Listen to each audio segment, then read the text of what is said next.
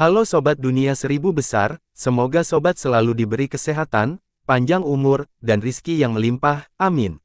Sebelum masuk ke alur ceritanya, jangan lupa dukung channel ini ya dengan klik subscribe, like, komen, dan share, terima kasih. Mari kita lanjutkan perjalanan, Li Qiye. Para penggarap hantu, khususnya, bahkan lebih bersemangat. Mereka berangkat dari kamp mereka dan terbang ke langit untuk menyaksikan pertarungan antara naga dan harimau dengan mata kepala sendiri. Akhirnya dimulai. Generasi muda dari semua ras juga sangat antusias. Bagi mereka, ini bukan hanya pertarungan sederhana antara dua orang jenius. Di Zuo adalah putra kebanggaan surga sementara Li Qiye adalah seorang fierce masa kini, mereka adalah dua orang jenius di puncak tertinggi.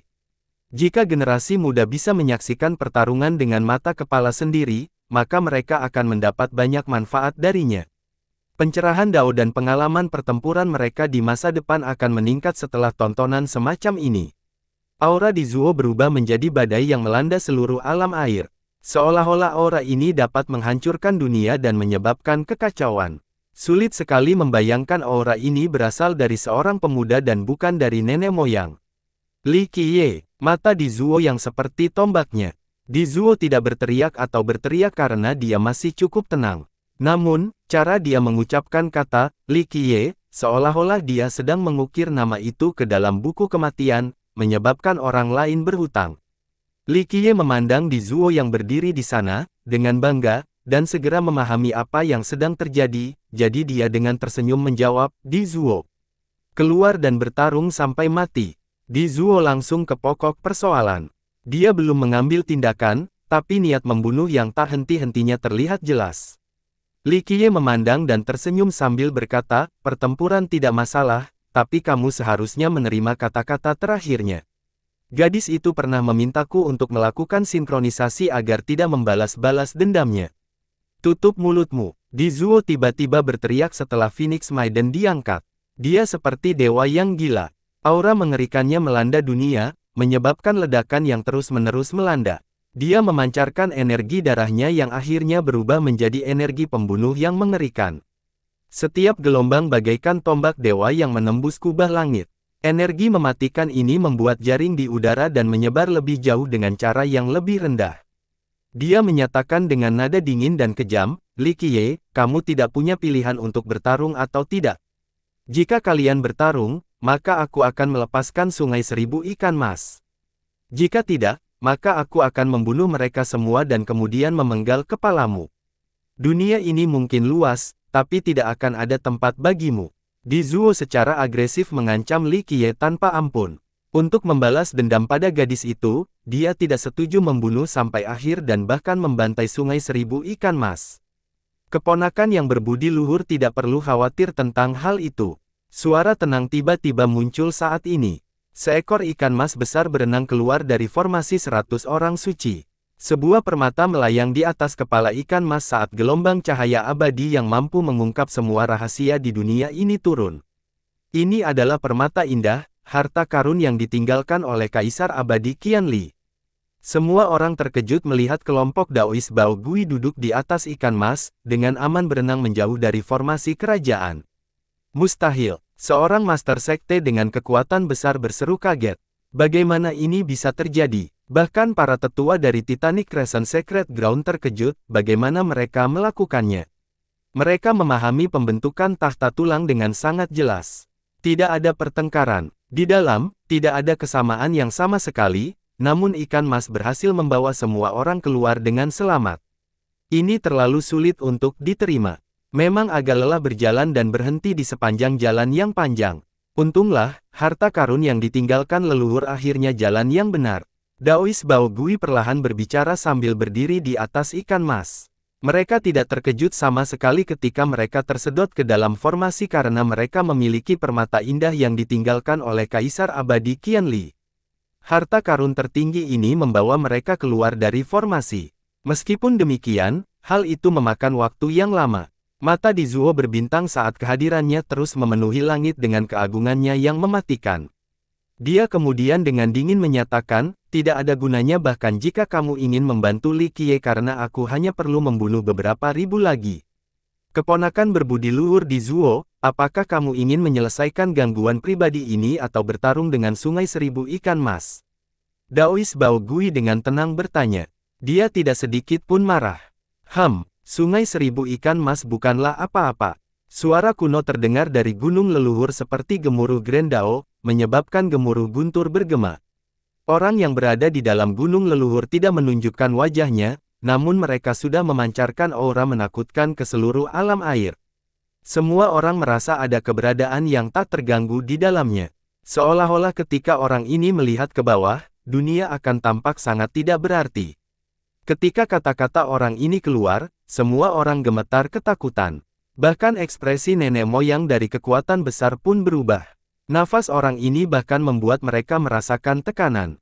Salah satu leluhur berseru, ini adalah guru legendaris. Aku ingin tahu leluhur mana dari singgasana tulang segudang yang datang. Aura yang kuat ini membuat semua orang gelisah. Jika orang ini mengambil tindakan, tidak ada yang bisa menghentikannya. Suara tua dari gunung leluhur itu sangat kejam dan tidak membuat siapapun tertarik. Li Qiye harus mati. Jika Sungai Seribu Ikan Mas ingin menghentikan kami, maka kami akan memperpanjang kalian semua. Perlombaan hantu menjadi sangat bersemangat. Jika bukan karena ekspresi serius di Zuo, banyak dari mereka akan melompat dan mengancam. Salah satu dari mereka tersenyum kelam ketika dia berbicara, leluhur tulang segudang telah berbicara. Li Qiye pasti akan mati. Apalagi dewa atau makhluk abadi pun tidak akan bisa menyelamatkannya sekarang. Seorang leluhur yang waspada dengan lembut menghela nafas dan berkata, siapapun yang datang di antara leluhur tulang segudang pastilah seorang guru legendaris. Singgasana tulang segudang adalah sekte dengan 3 kaisar. Bagi nenek-nenek moyang dari kekuatan besar, salah satu nenek-nenek moyang mereka sudah cukup untuk menimbulkan ketakutan. Di belakang di Zuo terdapat dukungan dari seorang leluhur, sehingga ras hantu cukup optimis.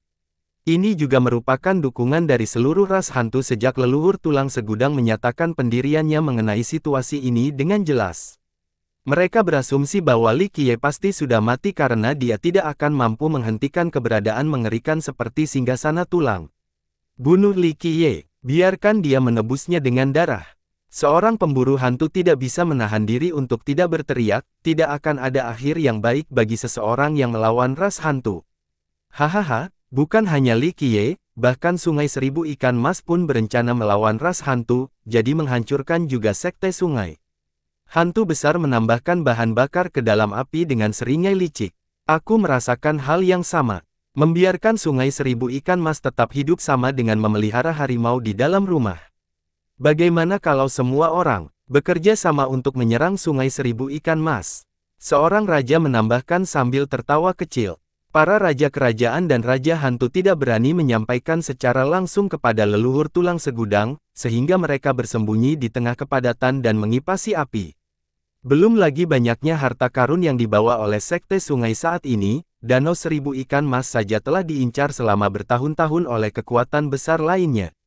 Jika tahta tulang segudang menyatakan melawan perang sekte sungai, maka kekuatan besar ini akan meringankan situasi dan menggunakan kesempatan ini untuk mengambil keuntungan dari kekacauan yang terjadi.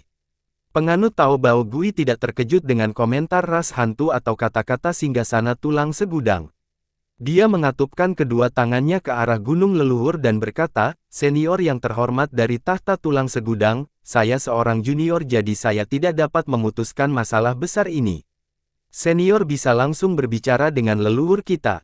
Para tetua Sungai Seribu Ikan Mas kemudian secara pribadi mengangkat peti mati dewa. Peti mati ilahi ini terbuat dari bahan terbaik dan dikelilingi oleh batu era darah yang ditumpuk di sekelilingnya. Jumlah tumpukan batu era darah di atas peti mati membuktikan bahwa orang di dalamnya memiliki status yang tinggi. Mereka sangat kuat hingga membutuhkan banyak batu untuk menutup waktu. Saya ingin tahu leluhur mana dari Sungai Seribu Ikan Mas Anda yang datang. Bagaimana aku harus memanggilmu? Nenek moyang di dalam gunung leluhur masih belum menunjukkan wajahnya, namun dia tetap membawa nada angkuh. Dia mempunyai kekuatan dan kualifikasi untuk berbicara dengan cara ini. Dia sudah menjadi ahli yang menentang surga, dan dunia menyebut orang-orang setingkatnya sebagai master legendaris. Peti mati ilahi yang disegel oleh banyak batu era darah tidak membuka tutupnya, dan leluhur di dalamnya tidak muncul. Sebuah suara lemah keluar dari dalam, saya tidak ingat nama saya sendiri. Suaranya tidak terlalu keras, terdengar seperti orang bernafas yang mengucapkan kata-kata terakhirnya, terlalu banyak waktu telah berlalu, dan saya tidak ingat lagi hal-hal duniawi. Aku hanya ingat bahwa pada tahun itu, dunia ingin menyebutku sebagai Dewa Raja, tapi aku merasa diriku yang tidak berarti ini tidak layak menyandang gelar itu. Setiap kali aku mengingat kehadiran leluhur-leluhurku, aku merasa begitu sepele sehingga aku tidak berani menerima gelar Dewa Raja sebagai tahta. Jika dunia menanyakan namaku, maka kamu bisa memanggilku Dewa Raja Azure. Suara berbisik ini mengucapkan kata-kata yang mengejutkan. Mereka yang mengetahui cerita di dalamnya benar-benar tercengang. Para melibatkan muda yang tidak mengetahui siapa Raja Dewa Azure ditanya, siapakah Raja Dewa Azure ini? Dewa Raja, beberapa orang tidak tahu siapa Azure God Monarch itu, tapi gelar ini saja menuntut rasa hormat dan rasa takut. Ketika Paragon berbudi luhur mulai berada di jalur era agung, mereka masih belum dianggap kuat jika dibandingkan dengan Paragon lainnya di dunia ini. Hanya ketika mereka mampu membangun negara mereka sendiri atau dianugerahi gelar dewa barulah mereka dianggap tangguh. Namun, jika mereka dianugerahi gelar Dewa Raja, maka itu akan menjadi lebih menakjubkan. Mereka adalah para virtues Paragon yang hebat dan menakutkan, sehingga dunia menyebut mereka sebagai Dewa Raja. Banyak orang yang menarik napas dalam-dalam saat ini, mereka merasa seolah-olah berada di dalam pemandangan. Seseorang yang disebut Dewa Raja sebenarnya terbaring di dalam peti mati dewa, ini cukup untuk mempengaruhi hasilnya. Bahkan para master legendaris pun harus waspada dan mundur di hadapan para ahli tersebut. Hanya jenderal di bawah Kaisar Abadi yang mampu bersaing melawan keberadaan seperti itu. Para raja kerajaan dan raja hantu yang menambahkan minyak ke dalam api sekarang mengompol dan hampir mengompol. Mereka mencoba mendesak tahta tulang untuk menghancurkan sungai seribu ikan mas, tapi sekarang ada Dewa Raja di tempat ini. Keberadaan seperti itu dapat menghancurkan suatu sekte atau negara seolah-olah itu hanya permainan anak-anak. Nenek moyang di dalam gunung leluhur teringat sesaat sebelum perlahan berkata, maaf, jadi itu adalah leluhur suci.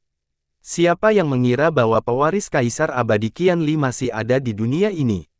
Pada saat ini, bahkan master legendaris ini harus menarik kesombongannya. Meskipun dia bisa menyapu seluruh leluhur dari kekuatan besar, dia masih terlalu lemah jika dibandingkan dengan eksistensi di tingkat Dewa Raja. Leluhur suci Sungai Seribu Ikan Mas masih hidup. Ini adalah gambaran mitos. Seorang leluhur mengingat karakter tingkat fosil kuno. Nenek moyang lainnya gemetar dan tersentak, Dewa Raja Azure adalah leluhur suci dari Sekte Sungai. Legenda menyatakan bahwa dia adalah cucu dari Kaisar Abadi Qianli.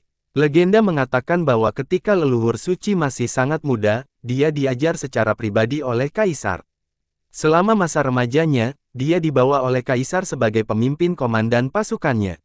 Dia diajar oleh Kaisar Abadi Qianli. Sekelompok orang bergidik ketakutan setelah mendengar berita ini. Ini memang seorang lelaki tua yang telah hidup bertahun-tahun, sebuah eksistensi yang pernah melakukan ekspedisi militer untuk Kaisar. Tidak peduli rekor pertempuran apapun yang dia miliki, keberadaannya sendiri sudah cukup untuk menunjukkan kekuatan leluhur suci. Kerumunan gemetar sambil berpikir bahwa keberadaan yang menantang surga sebenarnya ada di dalam peti mati dewa yang tidak terlalu jauh dari mereka. Apapun yang terjadi, kami menuntut keadilan karena dia membunuh cucu perempuan tahta tulang segudang kami. Nenek moyang di dalam gunung leluhur memperdalam suaranya. Pada titik ini, semua orang menahan napas. Tidak ada yang bisa menyelesaikan pembicaraan antara para pemimpin ini. Ras hantu tidak berani mengucapkan kata pun atau mencoba membiarkan situasi ini lebih jauh. Mereka sudah kehilangan pemikiran untuk memanfaatkan Sungai Seribu Ikan Mas saat ini. Siapa yang berani membuat rencana ketika ada Dewa Raja yang ada di sana? Kecuali mereka hidup bosan, tidak ada yang akan melakukannya. Bagaimana bisa ada permusuhan tanpa sebab yang menentukan? Cinta dan benci, rasa syukur dan dendam, semuanya memiliki awal dan akhir. Suara terdengar samar dari peti mati sekali lagi, biarkan pemuda menyelesaikan permasalahannya sendiri, biarkan tinju mereka berbicara demi keadilan. Kemenangan atau kekalahan akan ditentukan sendiri, yang kalah hanya bisa menyesali kelemahan mereka. Sikap leluhur suci sangat jelas, yaitu membiarkan Li Qiye dan Di Zuo bertarung tanpa gangguan apapun dari singgasana tulang segudang. Hasilnya akan ditentukan oleh kekuatan dan kekayaan mereka sendiri. Nenek moyang di gunung mendengarkan beberapa saat sebelum menjawab dengan nada yang dalam, "Baiklah, kami akan memutuskannya seperti itu." Dia memilih untuk melanjutkan pertarungan 1 lawan 1 karena dia memiliki keyakinan penuh pada Di Zuo. Setelah leluhur tulang segudang memastikan keadaan, Di Zuo berdiri dan berkata dengan dingin, "Keluarlah dan bertarunglah sampai mati. Sayang sekali kamu harus bertarung. Kalau begitu, ayo bertarung." Li Qiye menjawab dan menatap Di Zuo sambil tersenyum. Dia melangkah di udara untuk terbang ke langit. Sambil menyaksikan Li Qiye naik, Lan Yunzu dengan sabar menunggu untuk menyaksikan pertempuran ini. Dia sama sekali tidak mempercayainya karena dia sangat percaya pada Li Qiye. Dia tahu bahkan Di Zuo pun tidak akan melakukan hal itu dan kemenangan Li Qiye sudah pasti. Di Zuo segera menyusul dan berdiri dengan bangga di puncak 9 langit. Keduanya saling bertabrakan dengan tajam. Ledakan. Dengan ledakan, gelombang aura menembus kota. Dengan lebih banyak ledakan, 3 aura melonjak ke langit saat cahaya tak berujung menyebar tepat di belakang Di Zuo seperti kipas. 4 aura kekuasaan yang tak terpecah menyapu seluruh alam air dan memanjangnya. Banyak orang yang langsung bersujud. Bahkan penguasa surgawi melemahkan ketakutan saat kaki mereka mulai melemah. 1 harta karun sejati kaisar abadi, 3 harta karun kehidupan. Tindakan pertama adalah mengeluarkan 4 senjata kaisar. Apakah dia ingin menghancurkan seluruh alam air? Semua orang menjadi ketakutan dan ekspresi mereka karena gerakan dominan Di Zuo. Beberapa orang segera lari dari alam air karena terlalu menakutkan. Meskipun Di Zuo belum mengungkapkan senjata kaisarnya sendiri, dia mengerahkan aura keempat senjata tersebut untuk menunjukkan tekadnya untuk menginjak-injak Li Qiye. Ini adalah kekuatan singgasana tulang segudang. Kerumunan menggambar itu iri sekaligus cemburu. Seorang murid muda sebenarnya memiliki 1 harta karun sejati dan 3 harta karun kehidupan. Ini adalah seseorang yang dilahirkan dengan sendok emas. Senjata kaisar ini tidak buruk. Li Qiye perlahan mengeluarkan Declivity Mountain Bell dan dengan santai berkata, "Jika kita menggunakan senjata kaisar, maka kita akan melakukannya dengan cepat. Aku akan menghancurkan senjata takdir sejati kaisar abadi yang Sengmu kembali ke asalnya." 2. Yang Seng sama dengan kesehatan yang baik, pertumbuhan, menjaga gaya hidup sehat tergantung pada konteksnya. Mungkin saya akan menggunakan Vitality untuk menjaga nama ini tetap bagus dalam bahasa Inggris, Vitality Immortal Emperor. Orang-orang dari Tanah Suci sangat marah dengan kebencian ketika mereka melihat Declivity Mountain Bell di tangan Li Qiye. Istirahat luar biasa yang legendaris. Di Zuo menjadi serius saat dia menatap tajam ke tangan Li Qiye. Dia telah mendengar tentang catatan pertempuran Li Qiye di masa lalu. Pengetahuannya sangat mendalam, jadi dia tahu bahwa ini adalah teknik rahasia dari legenda, teknik yang pernah digunakan oleh Kaisar Abadi Fei Yang, teknik yang telah mendominasi seluruh generasi. Itu benar. Li Qiye dengan tersenyum riang dan menganggukkan kepalanya untuk berkata, "Kamu sangat berpengetahuan, tebakanmu langsung benar. Benar-benar layak menjadi keturunan tahta tulang." Namun Di Zuo tidak goyah, ketika kilau ilahi melintas di matanya. Dari senjata kaisar hingga harta ilahi tertinggi dan kuno, dia mengeluarkan semua hartanya. Cahayanya yang tak berujung pada memuaskan langit dengan cemerlang dan menyilaukan. Namun, dia mengembalikan semua harta tak terpecahkan ini ke gunung leluhur dan hanya meninggalkan harta yang dia sempurnakan secara pribadi, seperti harta takdir yang sebenarnya. Banyak orang yang memerah karena rasa iri yang luar biasa ketika mereka melihat Di Zuo mengeluarkan begitu banyak harta karun yang besar dan tak tertandingi. Seorang master sekte meratap sambil merasa sedih, tahta segudang tulang memang layak mendapatkan prestise. 1 sekte dengan 3 kaisar. Sumber daya mereka begitu besar sehingga orang lain tidak dapat menandingi mereka sama sekali. Tidak mengherankan jika para penguasa ini bersedih. Di Zuo sendiri memiliki lebih banyak harta dibandingkan banyak kekuatan besar. Kesenjangan ini hanya membuat mereka merasa malu karena kekurangan uang. Setelah memindahkan semua harta dan senjatanya yang besar, Di Zuo dengan angkuh berdiri di sana dan dengan dingin berkata kepada Li Qiye, "Apakah kamu berani bertarung tanpa bergantung pada benda luar untuk melawanku?" Li Qiye melihat Di Zuo dengan tangan kosong, jadi dia menyingkirkan Declivity Mountain Bell dan menyiapkan sekelilingnya. Dia tersenyum dan berkata, baiklah, saya sangat menantikan pertarungan tinju. Bagaimanapun, itu adalah hal favoritku untuk dilakukan. Kalau begitu, mari kita mulai. Di Zuo berkata dengan dingin. Lautan darah menutupi langit dan menenggelamkan bumi. Cincin ilahi tersebar di sekitar Di Zuo saat memancarkan cahaya cemerlang seperti air terjun. Dia seperti dewa di langit ketika energi darahnya menginjak-injak bintang-bintang. Raja hantu dari alam Raja Surgawi terkejut ketika dia tiba-tiba bertanya, ini adalah tingkat Raja Surgawi ah. Meskipun masih ada sedikit yang harus dilalui sebelum menjadi 100 Raja Surgawi yang sempurna, bahkan 1000 Raja Surgawi akan merasa rendah diri terhadap energi darah yang begitu kuat. Raja Surgawi juga memiliki level yang berbeda-beda. Dari yang terendah hingga yang tertinggi adalah, ratusan Raja Surgawi, 1000 Raja Surgawi, segudang Raja Surgawi, Raja Surgawi Keberadaan, Raja Surgawi Bumi, dan Raja Surgawi Dunia. Raja hantu ini bukan satu-satunya yang tercengang, semua Raja hantu dan leluhur lainnya yang bersembunyi di kegelapan mendecakkan lidah mereka dengan pujian. Meskipun Di Zuo hanyalah seorang Raja Surgawi, kemurnian energi darahnya dan panjang umurnya bahkan mempermalukan para leluhur dari generasi sebelumnya. Seolah-olah setiap tetes darah panjang umurnya telah dimurnikan berkali-kali untuk mengandung esensi terbaik. Setiap gumpalan energi darah atau setetes darah panjang umur memiliki kekuatan yang luar biasa. Faktanya, menjadi Raja Surgawi di usianya sudah cukup untuk mengejutkan orang lain.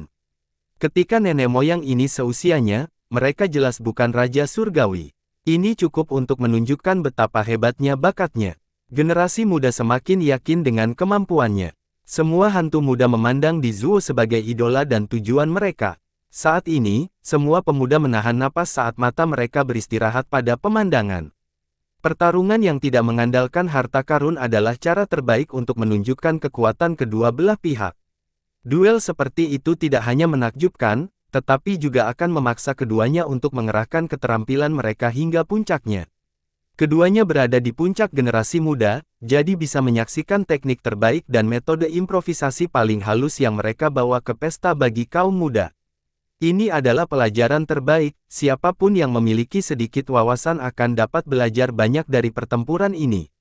Bang! Di Zuo menghentakkan salah satu kakinya, menyebabkan langit berguncang. Dengan terjadinya ledakan yang terjadi kemudian, langit berubah menjadi lautan api seiring dengan banyaknya gunung berapi yang meletus dan banyaknya aliran lava yang tak ada habisnya, sehingga seolah-olah akhir zaman telah tiba. Perubahan pemandangan yang tiba-tiba membuat ngeri semua orang. Tindakan Di Zuo mengejutkan semua orang karena bahkan generasi sebelumnya tidak mengenali gerakan baru ini, teknik apa ini. Pertunjukan kekuatan seperti itu menyebabkan banyak jantung berdebar. Buka untukku. Mata Li Qiye menjadi serius ketika dia melihat gunung berapi yang meletus, lalu dia melarikan diri ke sekelilingnya. Ledakan. Kekosongan itu pecah saat tinju yang sangat kejam ini semuanya seperti badai. Gunung berapi tersebut dirobohkan oleh kekuatan tinju yang seperti naga dan meledak, menciptakan pemandangan yang sangat spektakuler. Ketika gunung-gunung berapi ini hancur, menimbulkan perasaan yang sangat nyata seolah-olah hari berhenti telah tiba, sehingga membuat masyarakat menjadi sangat gelisah. Mati! Di Zuo meraung dan muncul kembali setelah lenyapnya gunung berapi. Pekikan kilin muncul saat Di Zuo berjalan maju sebentar, setiap langkahnya membawa irama surgawi seolah-olah dunia menari di bawah kakinya. Setiap langkahnya beresonansi dengan langit dan bumi, menciptakan riak di langit di mana dia kemudian menghilang sekali lagi. Seorang kilin tiba-tiba berteriak ketika seseorang berlari keluar dan menginjak-injak ruang dengan nyala api surgawi dan aura yang agung dan tak terhentikan. Kilin ini memiliki kekuatan untuk menghancurkan dunia ini dan pemandangan indahnya. Ia kemudian menerkam ke depan Li Qiye, bertujuan untuk menginjak-injaknya dengan kukunya. Ini bahkan lebih mengerikan daripada dihancurkan oleh seluruh gunung di 9 langit. Li Qiye bisa diubah menjadi pasta oleh kilin ini kapan saja. Tepat waktu, Li Qiye berteriak sambil tertawa bahak. Dia melompat dan menyentuh kuku-kuku itu dengan tangan yang besar. Dalam sekejap mata, Li Qiye menangkap keempat kaki kilin. Meski memiliki kekuatan penghancur dunia, kilin masih bisa dikalahkan oleh Li Qiye. Dia seperti yang digambarkan raja yang kejam. Salah satu tangannya membaliknya sementara dua tangan yang lain merobeknya menjadi dua bagian, menyebabkan tumpah kemana-mana. Meskipun banyak yang tahu bahwa itu bukan Qilin asli dan hanya turunan dari salah satu Dao, masih merupakan pemandangan yang sangat mengejutkan melihat Li Qiye mencabik-cabiknya. Klik, klik, klik. Langkah Di Zuo terus menggema dengan Grand Dao, menciptakan lebih banyak suara gemuruh. Gemuruh. Bumi bergetar saat ini, seiring dengan ekspresi banyak orang. Mereka melihat sekelompok Qilin berlari turun dari langit. Binatang suci yang jarang terlihat dalam keadaan biasa ini sekarang jumlahnya sama banyaknya dengan pasukan kuda. Mereka dengan kuat mendorong maju pada saat masing-masing dari mereka menindas dunia, api surgawi mereka membakar semua yang ada di jalur mereka. Li Qiye maju untuk membahas banyak Qilin ini. Salah satu mencuat kepala, salah satu berjongkok sambil menendang kepalanya yang lain.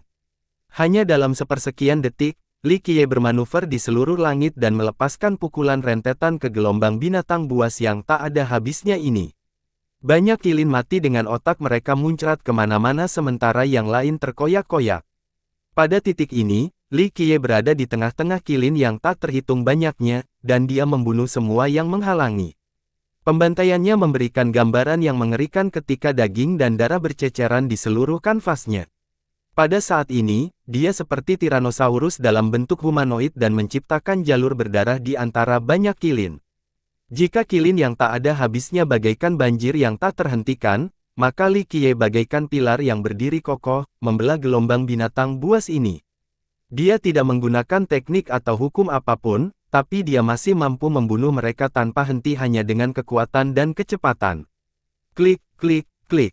Langkah kaki Di Zuo masih terdengar saat semakin banyak Qilin yang berlari keluar dengan kecepatan tinggi. Saat ini, langit telah berubah menjadi dunia Qilin yang membakar seluruh cakrawala. Persediaan Qilin yang tak terbatas keluar dari sarang ini di mana seseorang tidak akan pernah bisa membunuh mereka semua.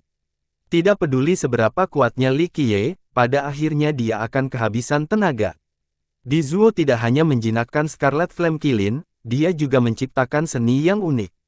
Seorang raja hantu tua merangkumi setelah memahami kejadian terkini. Ini adalah seni baru yang diciptakan oleh Di Zuo, langkah Qilin. Ia sangat bangga bisa menciptakannya. Seorang leluhur dari kekuatan besar berkomentar secara emosional setelah melihat seni yang kuat dan mendominasi ini, layak menjadi jenius yang tak bersaing dalam ras hantu. Dia mampu menciptakan karya seni yang unik di usia yang begitu muda. Bagi para sahabat muda, menciptakan hukum prestasi baru bahkan lebih sulit daripada memulai sebuah Grand Dao baru. Mampu mempelajari hukum prestasi tertinggi di sekte mereka sudah sangat menakjubkan, tetapi menciptakan hukum prestasi mereka sendiri. Nenek moyang yang tidak terhitung banyaknya di usia muda tidak mampu melakukannya. Mereka membutuhkan pelatihan bertahun-tahun sebelum akhirnya menjadi leluhur yang bisa menciptakan hukum prestasi baru milik mereka. Bagaimana mungkin orang lain tidak mengagumi Di Zuo ketika dia mampu melakukannya? Gemuruh. Yang lain menjadi terkejut ketika mereka melihat dunia yang menakutkan ini terbakar, dunia Qilin. Li Qiye telah membunuh banyak binatang buas ini, namun persediaan yang tak ada habisnya terus menyerangnya, ingin mencabik-cabiknya. Di Zuo telah menjadi dewa Qilin. Dia memanggil semua Qilin dari berbagai alam di 9 dunia. Semuanya panggilan menjawabnya untuk membunuh Li Qiye. Adegan ganas ini menyebabkan darah hantu muda itu mendidih. Seorang menakutkan hantu melingkari yang terkepal dan berkata, seharusnya dimulai, Tuan Di Zuo memang nomor 1. Penganut Tao Bao Gui merasa khawatir terhadap Li Qiye dan bertanya-tanya, apakah bangsawan muda mampu menemukan jalan untuk melarikan diri? Tidak masalah. Lan Yunzu memandang ke langit dan menjawab dengan penuh keyakinan. Dia percaya bahwa tidak ada apapun di dunia ini yang bisa memikat Li Qiye. Li Qiye menjadi bosan dengan menetapnya Qilin ini karena masih banyak lagi yang terjadi. Dia meraung dan melompat ketika 1000 tangan muncul di belakangnya, Myriad Form Ren.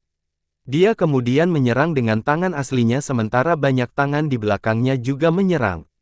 Ledakan, seolah-olah dunia yang tak terhitung banyaknya dihancurkan oleh serangan gabungan dari tangan-tangan ini. Busur bulan sabit tak berujung muncul di langit yang mampu membunuh 9 langit di atas dan dunia bawah di bawah. Busur ini keluar dengan kekuatan yang tak terhentikan saat darah mengalir deras seperti hujan.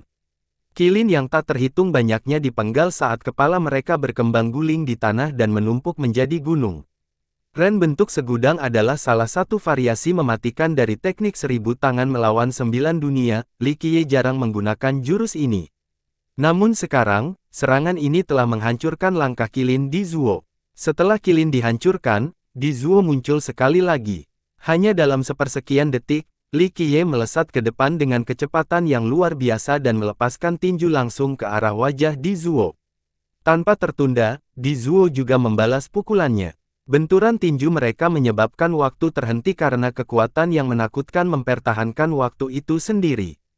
Semua orang melihat kedua tinju saling memanggil di langit. Bang! Dengan raungan yang memekakkan telinga, kedua tinju itu menghancurkannya, menyebabkan munculnya lubang hitam yang menakutkan. Meletus. Di Zuo berada dalam posisi yang sedikit dirugikan sehingga dia terpesona. Dia perlu memperluas di langit satu kali sebelum menstabilkan posisinya. Bagaimana ini bisa terjadi? Hantu-hantu muda berseru kaget melihat pemandangan ini. Mereka tidak mau melihat hasil seperti itu. Hantu-hantu yang lebih tua semuanya berdiri dan berteriak, Li Qiye, paling-paling, hanyalah penguasa surgawi, jadi bagaimana dia bisa menjatuhkan Raja Surgawi? Seorang raja hantu tua dengan lembut menghela nafas dan menjelaskan, tidak ada yang lebih jahat daripada memiliki 9 bintang dan 10 istana. Orang dengan 8 bintang disebut penunggang surga, sedangkan pengguna bintang 9 memiliki prestise abadi. Terlebih lagi, dia bahkan memiliki kekuatan 10 istana, jadi di alam kedaulatan, dia benar-benar bisa menjatuhkan seorang raja. Di dunia ini, memiliki lebih banyak istana berarti memiliki lebih banyak kekuatan.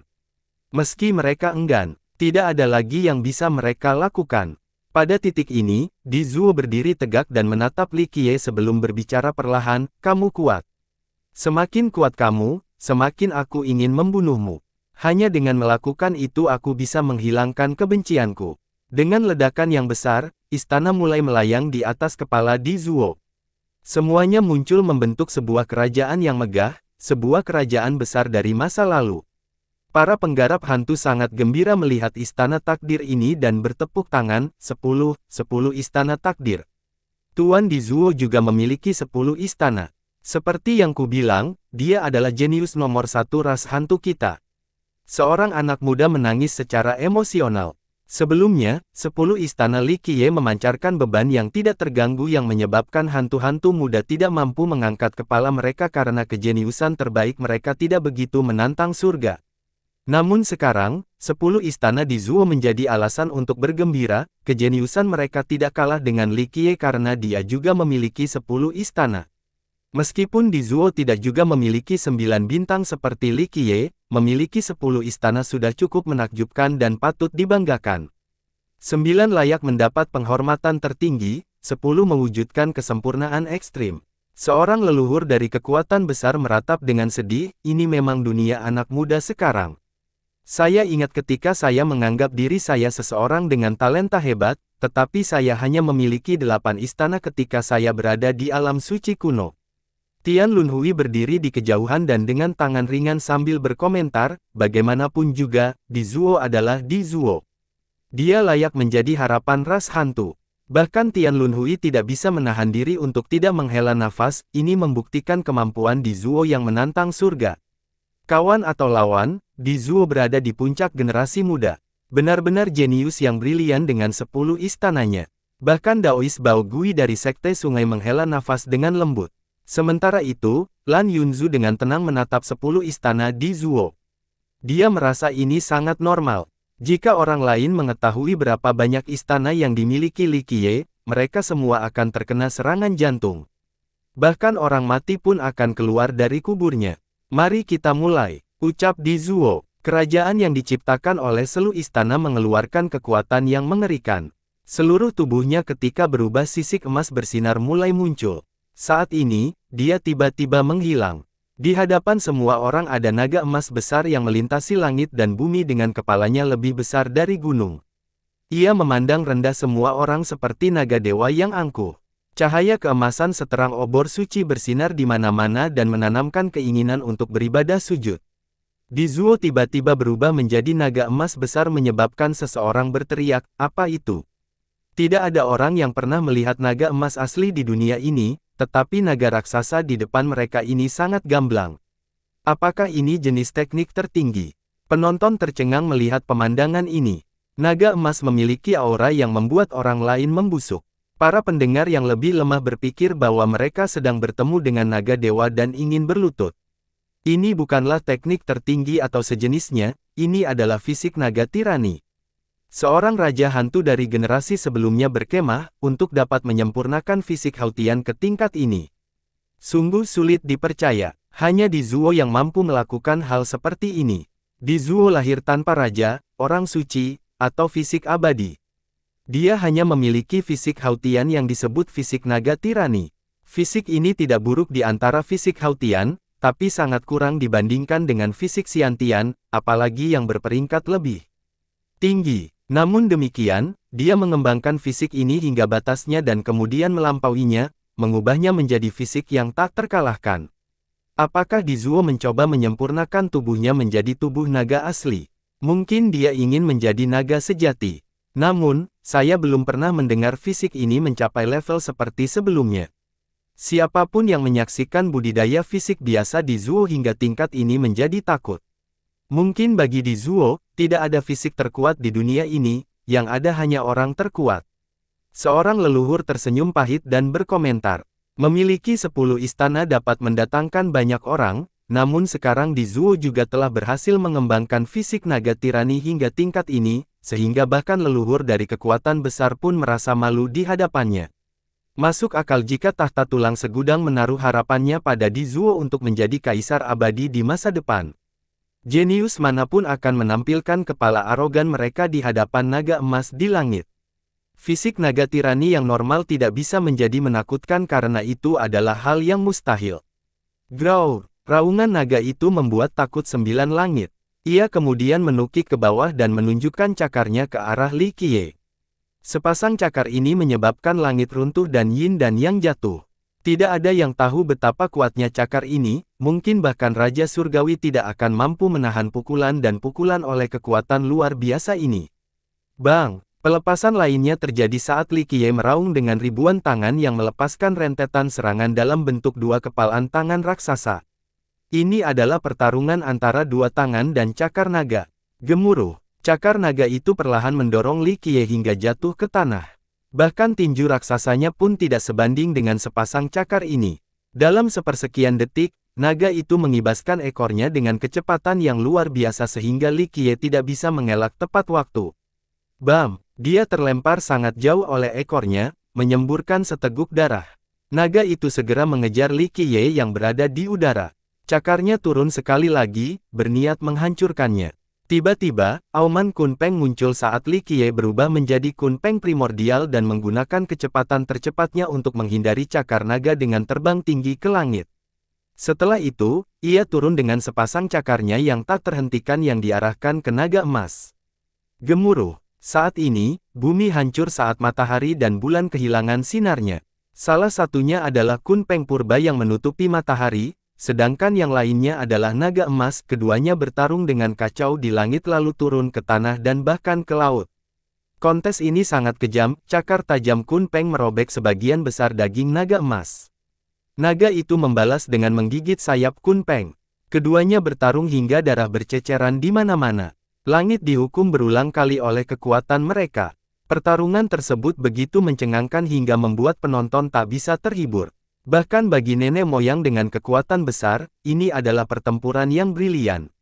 Faktanya, ini adalah pertarungan paling indah yang pernah mereka saksikan. Kunpeng versus naga emas adalah pertarungan yang tidak terpikirkan. Meskipun mereka bukanlah binatang mitos yang sebenarnya dan hanya turunan dari Dao yang dibentuk oleh Li Qiye dan Di Zuo, wujud mereka sangat substantif. Mereka memancarkan aura ilahi seperti aslinya. Nenek moyang hantu tidak menyukai Li Qiye, tapi setelah menyaksikan pertempuran itu, mereka harus takjub, keduanya adalah putra surga yang dibanggakan generasi ini. Mereka adalah puncak ras manusia dan hantu. Mereka harus mengakui bahwa Li Qiye sangat kuat. Meskipun mereka membencinya dan ingin membunuhnya, mereka harus mengakui bahwa hanya orang seperti Di Zuo yang bisa menandingi Li Qiye. Mereka yang menggunakan senjata kaisar untuk mengalahkan lawan mereka seperti Saint Child dan Evil Child tidak bisa dibandingkan dengan Di Zuo dan Li Qiye. Binatang kedua itu terus menghancurkan langit. Pada akhirnya, Kun Peng primordial tiba-tiba menggeser tubuh raksasanya hingga tiba-tiba menghilang dan berubah menjadi Kun Peng seukuran kepalan tangan. Ia menggunakan kecepatan yang luar biasa untuk tiba-tiba mendarat di punggung naga emas. Cakar kecil Kun Peng memusatkan seluruh energi primordial dari 9 dunia dan kemudian menghantamkannya ke tubuh raksasa naga itu. Serangan ini sangat kejam karena membawa kekuatan yang dahsyat. Ledakan, naga emas jatuh ke tanah karena cakar ini telah menembus tubuhnya. Tepat ketika hendak menyentuh tanah, tubuh besar itu menghilang dan Di Zuo terlihat. Dia kemudian melompat lagi dengan momentum yang besar. Meski tidak menyentuh tanah, bahunya berlumuran darah. Jelas, dia dirugikan pada pertukaran terakhir. Cakar Li Qiye tidak hanya menghancurkan tubuh daunnya, namun juga menusuk bahunya. Kun Peng juga menghilang, menampilkan tubuh asli Li Qiye. Dia tampak seperti sedang berkemah tetapi tidak terluka. Sebelumnya, itu hanya pertarungan antara tubuh dao mereka. Meski darah muncrat kemana-mana, keduanya belum benar-benar terluka hingga pukulan terakhir Li Qiye mengenai bahu Di Zuo. Meskipun ada luka berdarah, Di Zuo tidak melihat ke bahunya sama sekali. Cahaya suci terpancar dari lukanya dan dengan cepat menyembuhkannya. Pada levelnya, luka seperti itu bukanlah apa-apa. Selama takdir sejatinya masih ada, bahkan tubuh yang hancur pun tidak akan cukup untuk membunuh. Dia menarik napas dalam-dalam dan menatap Li Qiye dengan mendalam. Namun, dia tetap mempertahankan ekspresi tenang. Untuk seorang jenius top seperti dia, semakin kuat lawannya, dia akan semakin tenang. Faktanya, niat bertarungnya hanya akan meningkat. Bagus, bagus, bagus, sesuai dengan keinginanku. Di Zuo memancarkan aura yang kuat. Saat ini, dia seperti lautan luas dengan energi tak terbatas. Sekarang ada perubahan besar pada auranya, bukan lagi seperti badai yang mengamuk, bukan lagi amukan tak terkendali yang ingin menghancurkan dunia. Dia sangat tenang dan serius saat ini. Seolah-olah dia telah menyatu dengan Grand Dao dan memiliki suasana kebenaran. Aura ini sesuai dengan letak, keturunan tahta tulang. Dia tidak lagi bahagia atau sedih karena dia menyatu dengan dunia. Di Zuo adalah surga, dan surga adalah dia. Dia abadi seperti Grand Dao dengan kehadiran mulianya. Namun, Di Zuo yang tenang ini menyebabkan orang-orang gemetar dengan jantung berdebar kencang. Nafasnya terasa menakutkan, seolah-olah dia telah menjadi penguasa bumi, Raja Dao yang agung. Berdengung. Pada saat ini, Di Zuo sedang memegang tombak yang tiada bandingannya di dunia ini. Tombak dan manusia menjadi satu, Di Zuo adalah tombaknya dan tombaknya adalah dia. Mereka sangat selaras. Semua celah dan kekurangannya hilang saat dia memegang tombak ini. Tidak ada yang tahu harus mulai menyerang dari mana. Tombak di tangannya bukanlah senjata kaisar atau harta elit. Ini adalah senjata takdir aslinya, Imperial Spear yang terkenal. Itu dimurnikan dari batu takdir 9 akumulasi dan setelah banyak penyempurnaan, akhirnya menjadi tombak yang tak tertandingi. 1. Nama Di Zuo sama dengan tahta kekaisaran, tombak ini adalah Diki yang sama dengan tombak peperangan. Dalam beberapa tahun terakhir, satu demi satu orang terkenal jatuh ke tepinya. Dia pernah dengan berani menyatakan bahwa bahkan tanpa menggunakan hukum atau senjata kaisar, dia masih bisa menguasai dunia. Di Zuo tidak membual, setiap orang yang telah melihat tombak kekaisarannya semuanya memujinya tanpa henti dan menyebut unik di dunia ini. Seorang leluhur yang belum pernah melihat teknik tombaknya sudah mulai memuji, untuk dapat menciptakan dao tombak seperti ini. Bahkan jika itu tidak menjadi dao kehendak surga di masa depan, itu tetap akan menjadi dao yang tak tertandingi, tombak dao. Di Zuo berdiri tegak di antara semua jenius saat ini. Karakter tingkat leluhur dapat memahami kedalaman dao ini dengan sekali pandang. Orang ini dapat mengetahui bahwa dao Di Zuo sangat hebat hanya dari cara dia memegang tombaknya. Di Zuo lalu mengarahkannya ke arah Li Qiye. Bahkan sebelum dia memulai serangannya, sebuah tombak telah menghancurkan seluruh dunia dan mengunci Li Qiye di tempatnya. Dunia ini mungkin luas, tapi tidak ada tempat bagi Li Qiye untuk bersembunyi saat ini. Tombak Di Zuo sepertinya mampu menembus banyak sekali dunia hanya dengan sekali tusukan. Tombak itu mewakili keinginannya, tegas dan tidak dapat diblokir. Keluarkan senjatamu. Di Zuo berbicara dengan nada yang menakjubkan. Saat ini, dia tidak hanya menyatu dengan tombaknya tetapi juga menyatu dengan langit dan bumi. Dia telah melupakan kebencian, pertikaian berdarah, dan bahkan kematian Phoenix Maiden. Satu-satunya hal yang ada di matanya, pada saat ini, adalah musuh yang kuat ini, Li Qiye. Satu-satunya pemikiran yang mengganggunya adalah untuk mengalahkan Li Qiye, semua pemikiran yang tidak perlu dihilangkan. Sungguh luar biasa ia bisa meraih prestasi seperti itu hari ini. Tidaklah berlebihan jika orang-orang bermimpi sebagai putra surga yang sombong atau memiliki talenta tertinggi. Kontributor paling penting bagi kesuksesannya bukanlah bakat cemerlangnya, namun tekadnya yang terfokus dan tidak dimiliki orang lain. Dia telah melupakan segalanya saat ini, dia hanya terdorong untuk mengalahkan Li Qiye. Dengan tombak di tangan, semua hal di dunia ini siap digunakan. Bodoh. Dentingan rantai besi yang lamban bergema saat kunci api besar menyegel tubuh Li Qiye. Li Qiye kemudian mengulurkan tangannya dan memberikan dua rantai ilahi miliknya. Ini adalah nyala api matahari yang halus. Ia menggunakan esensi tertingginya untuk memunculkan rantai hukum ilahi universal, hukum api. Hukum api ini bisa melelehkan segalanya, rantai yang mampu membakar semua makhluk hidup ini kini menjadi sepasang rantai yang terpasang rapi di tangan Li Qiye. Ini senjataku, Li Qiye berkata sambil tersenyum sambil menatap Di Zuo yang kini menyatu dengan tombaknya. Mata Di Zuo menjadi terletak pada hukum api di tangan Li Qiye saat dia berteriak dengan keras, ambil ini. Dengan itu, tombak panjangnya terhunus. Gerakan tombak disamakan dengan guncangan sungai dan gunung. Dorongannya membuat orang lain terkejut, dan mereka mendecakkan lidah karena memuji. Serangan ini memiliki gaya seorang master yang hebat, sebuah serangan yang tidak dapat dirasionalisasikan dengan menggunakan akal sehat karena kedalamannya yang dalam. Li Qiye mengucapkan seruan perang saat hukum api berdenting seperti rantai besi. Mereka kemudian terbang ke depan untuk menemui tombak Di Zuo. Ledakan. Hukum api dalam bentuk rantai seperti dua gerbang yang menyegel tombak kekaisaran, itu menutup 6 dao bersama dengan langit dan bumi. Li Qiye berhasil menghentikan serangan tombak yang sangat cemerlang dari Di Zuo. Setelah blok berhasil, hukum api tiba-tiba menjadi lunak dan turun sendiri sebelum menerkam seperti ular berbisa di dada Di Zuo dengan kecepatan tinggi. Di Zuo membalas dengan ayunan tombaknya, menyebabkan sungai berguncang. Pergerakan tombaknya juga memungkinkan dia untuk dengan mudah menggeser tubuhnya karena mereka satu, sehingga dengan mudah menghindari hukum api berbisa yang masuk dari Li Qiye. Dalam 1 menit, keduanya bertukar banyak pukulan, menciptakan pertarungan yang penuh warna dan indah. Bola balik, pukulan demi pukulan, hingga dunia menjadi gelap. Di Zuo memegang tombaknya seolah dia adalah satu-satunya penguasa bumi ini.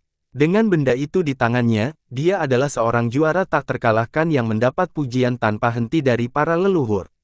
Li Qiye, di sisi lain, menggunakan 2 undang-undang kebakaran sebagai senjatanya.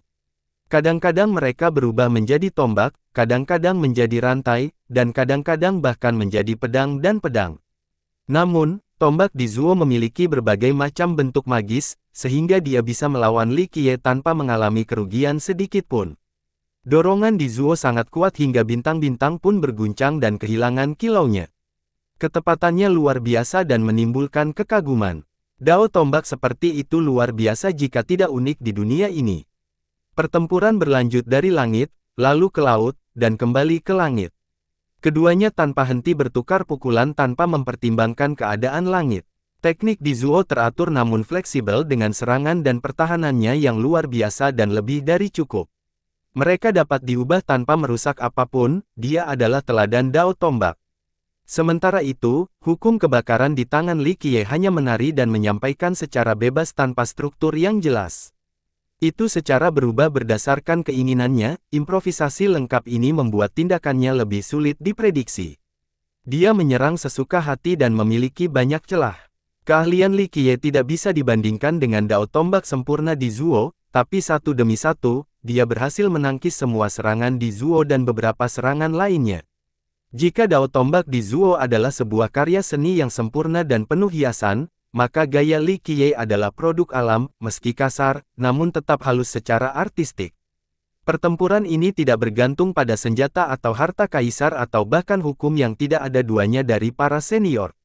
Namun demikian, dao dan pertarungan sederhana mereka memungkinkan penonton untuk melihat sekilas keajaiban dao misterius.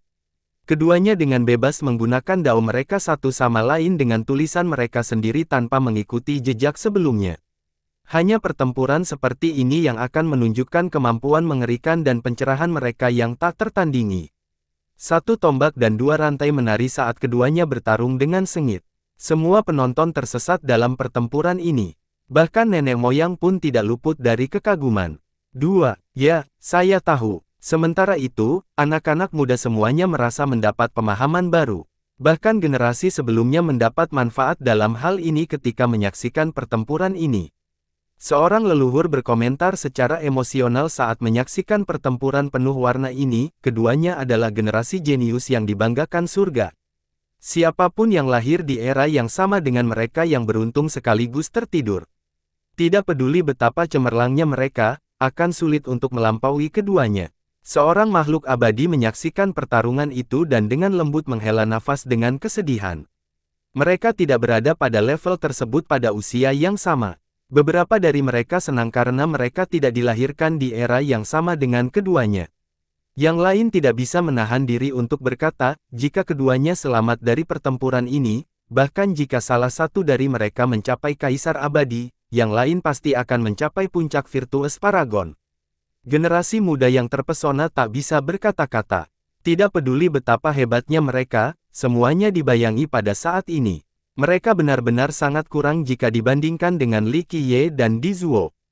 Tidak peduli berapa keras mereka berusaha di masa depan, melampaui keduanya mungkin hampir mustahil. Itu seperti dua gunung raksasa yang terletak di dada setiap orang, memancarkan tekanan yang tidak terganggu. Bahkan Tian Lunhui, yang berdiri di Cakrawala, memiliki ekspresi serius saat dia menyaksikan pertarungan antara keduanya. Dia membayangkan skenario di mana dia berada di panggung melawan pertarungan salah satu dari keduanya. Berapa lama dia bisa bertahan di sana? Metode apa yang akan dia gunakan untuk mengalahkan musuh? Tidak menggunakan harta karun dan seni tak terkalahkan yang ditinggalkan oleh para pendahulunya, ini adalah pertunjukan nyata dari kemampuan seseorang. Keduanya berdiskusi dalam waktu yang sangat lama. Selama pertarungan, mereka mengubah teknik lama menjadi sesuatu yang baru dan menurunkan bentuk-bentuk baru ini secara ekstrim. Akhirnya, Di Zuo kehilangan kesabarannya dalam pertarungan panjang ini dan berteriak untuk tiba-tiba mengubah teknik tombaknya, menjadi kacau dan berada di luar batas keadaan normal, setiap dorongan adalah dunianya sendiri. Dalam sekejap, kemampuan ofensif Di Zuo meroket ke tingkat tirani dan tidak lagi sesempurna sebelumnya. Itu dijelaskan dengan kekurangan tetapi kekuatan jauh lebih kuat seolah-olah seekor naga terbebas dari rantainya dan akhirnya mampu terbang ke 9 langit. Dengan perubahan teknik ini, tombak kekaisaran di tangan menjadi naga yang terbangun seolah-olah kesadarannya memilikinya sendiri. Pada titik ini, teknik tombak Di Zuo memiliki jangkauan yang lebih jauh seperti galaksi terang dalam bentuk tombak kekaisaran yang menekan langit. Namun, pada saat pelestariannya, itu seperti kegelapan yang tak tertembus. Kadang-kadang, itu berubah menjadi keadaan buruk yin dan yang saat es dan api tak bergantian dalam resonansi. Di Zuo akhirnya menggunakan gerakan pembunuhan. Ini adalah dao pembunuhannya yang sebenarnya. Banyak orang yang bergerak sebelum adegan ini. Setiap serangannya menyebabkan jantung mereka berdebar kencang. Setelah sekian lama gagal meraih kemenangan, Di Zuo akhirnya menggunakan teknik membunuh aslinya. Dia tidak hanya menciptakan dao tombak, dia juga menciptakan teknik tak terpecahkan untuk dao khusus ini. Daonya disempurnakan dari 9 batu takdir akumulasi sehingga akan memiliki 9 dao, artinya Di Zuo juga secara khusus menciptakan 9 teknik untuk itu. Hingga saat ini, para pembudidaya hanya memilih batu takdir yang paling sesuai. Hanya dengan melakukan ini mereka dapat mengerahkan kekuatan sebenarnya dari senjata mereka dan juga diri mereka sendiri. Di Zuo mengambil satu langkah lebih jauh. Dia menggunakan senjata takdir aslinya untuk menciptakan teknik baru yang tidak ada duanya, satu untuk setiap batu itu. Tindakan yang menantang surga hanya bisa dilakukan oleh seorang jenius seperti dia. Berdengung, ketika Di Zuo melepaskan 9 teknik barunya yang tak terkalahkan, Li Qiye, yang bertarung di medan datar, tiba-tiba dirugikan. Dia berulang kali didorong mundur dan hukum kebakarannya tidak dapat menahan teknik tombak ganas lagi. Hanya dalam 1 menit, serangan balik gaya bebas Li Qiye menjadi tidak mencukupi, jadi dia terdorong ke jalan buntu dan tidak bisa menerobos. Ini tidak terlihat bagus untuk Li Qiye. Seseorang setelah melihat Li Qiye dalam situasi berbahaya ini. Jika Anda ingin membaca lebih banyak bab, silakan kunjungi untuk merasakan kecepatan pembaruan yang lebih cepat.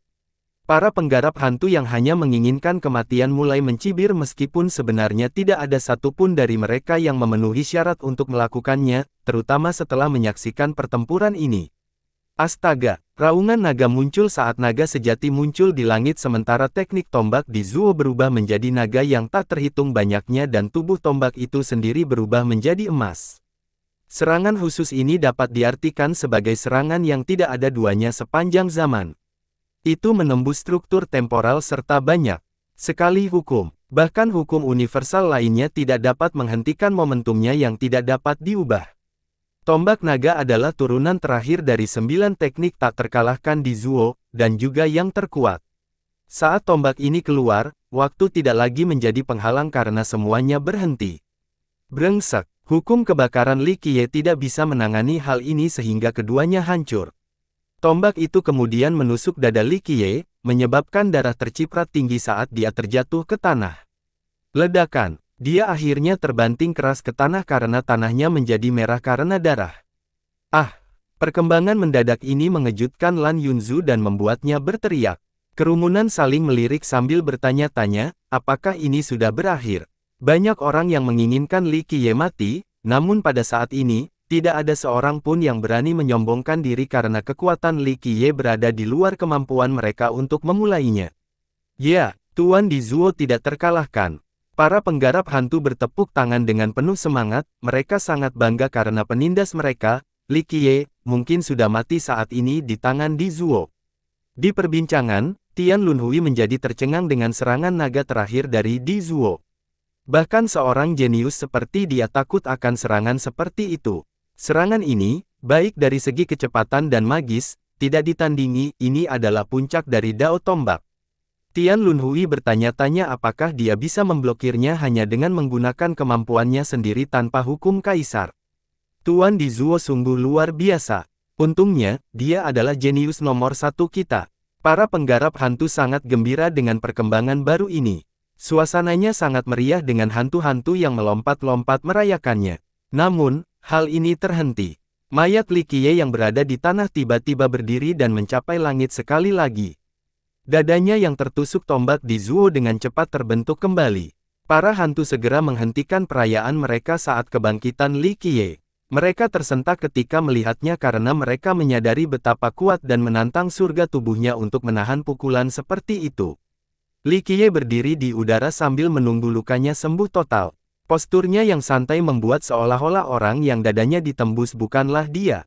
Lan Yunzu menghela nafas lega ketika dia melihat Li Qiye hidup dan sehat. Sebelumnya, karena semuanya terjadi begitu cepat, dia sangat ketakutan meskipun dia percaya pada Li Qiye. Hampir membuatku takut setengah mati.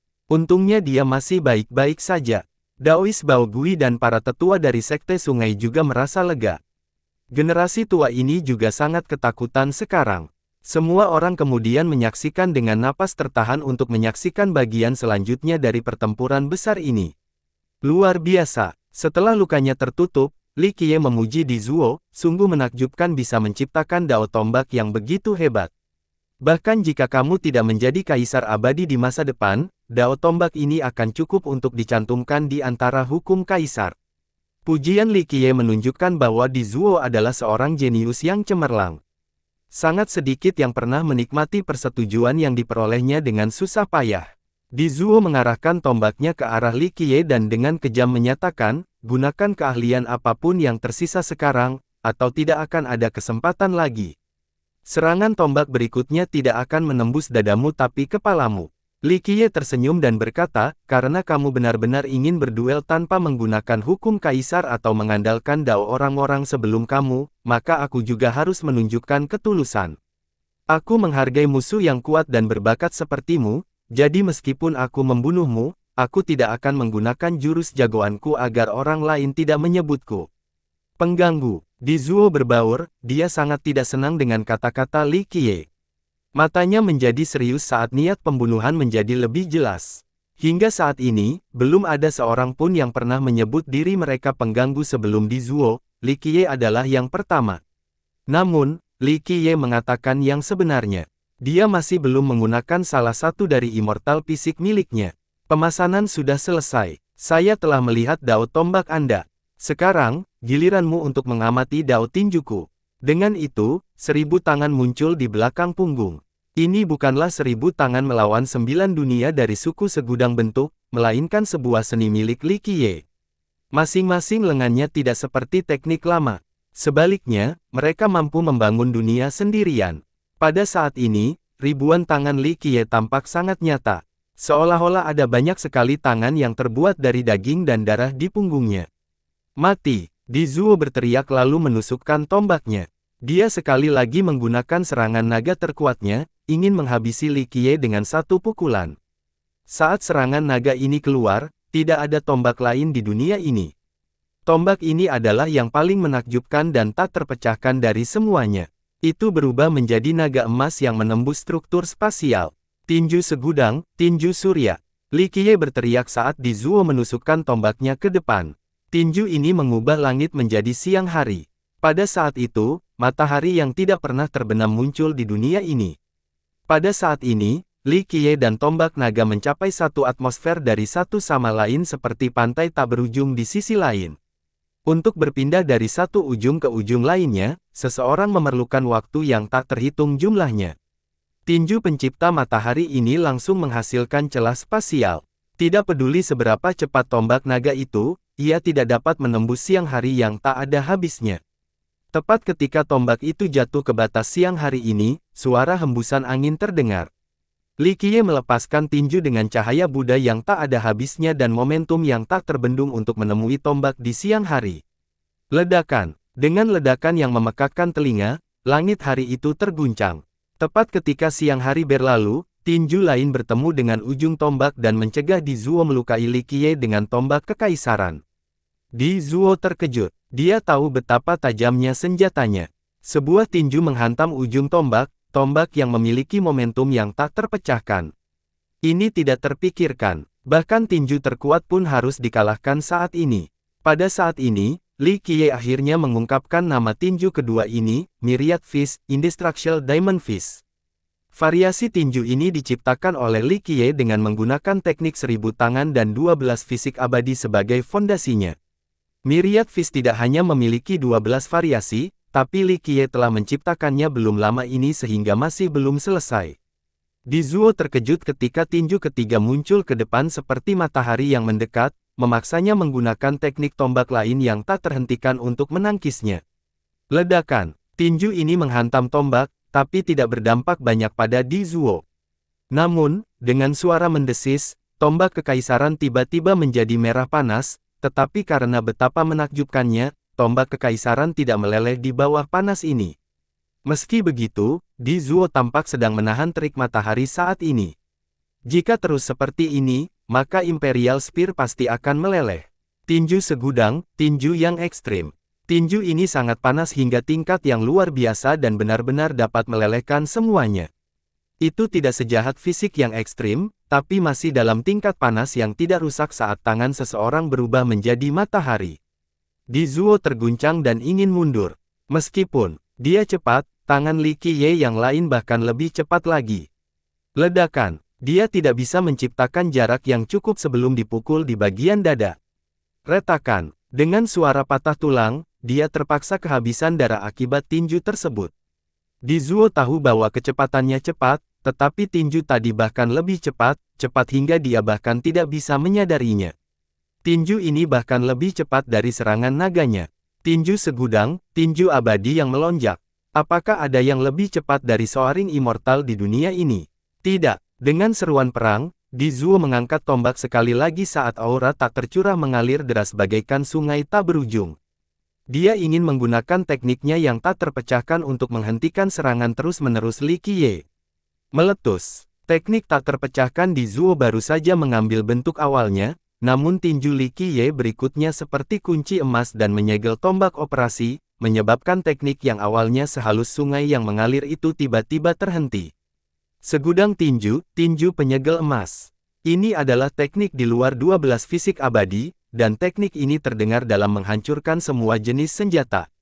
Di Zuo terkejut sekali lagi saat tombak ditutup. Dia dengan tegas meninggalkan tombaknya untuk berlari, tapi ledakan. Dia tidak berhasil melangkah terlalu jauh sebelum terkena pukulan.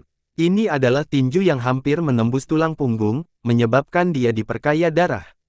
Di Zuo tidak melihat Li Qiye memeluk tangannya sama sekali, dia yakin tidak ada gerakan. Aneh sekali, meskipun tidak ada petunjuk visual, punggungnya masih diserang seolah-olah ada Li Qiye lain yang berdiri di belakangnya. Segudang tinju kosong. Tinju ini awalnya merupakan bagian dari bersembunyi, jadi bagaimana Di Zuo bisa melihatnya? Bang, bang, bang, bang. Dalam sekejap, Di Zuo menyadari dirinya dalam keadaan bermasalah ketika Li Qiye terus mengejarnya.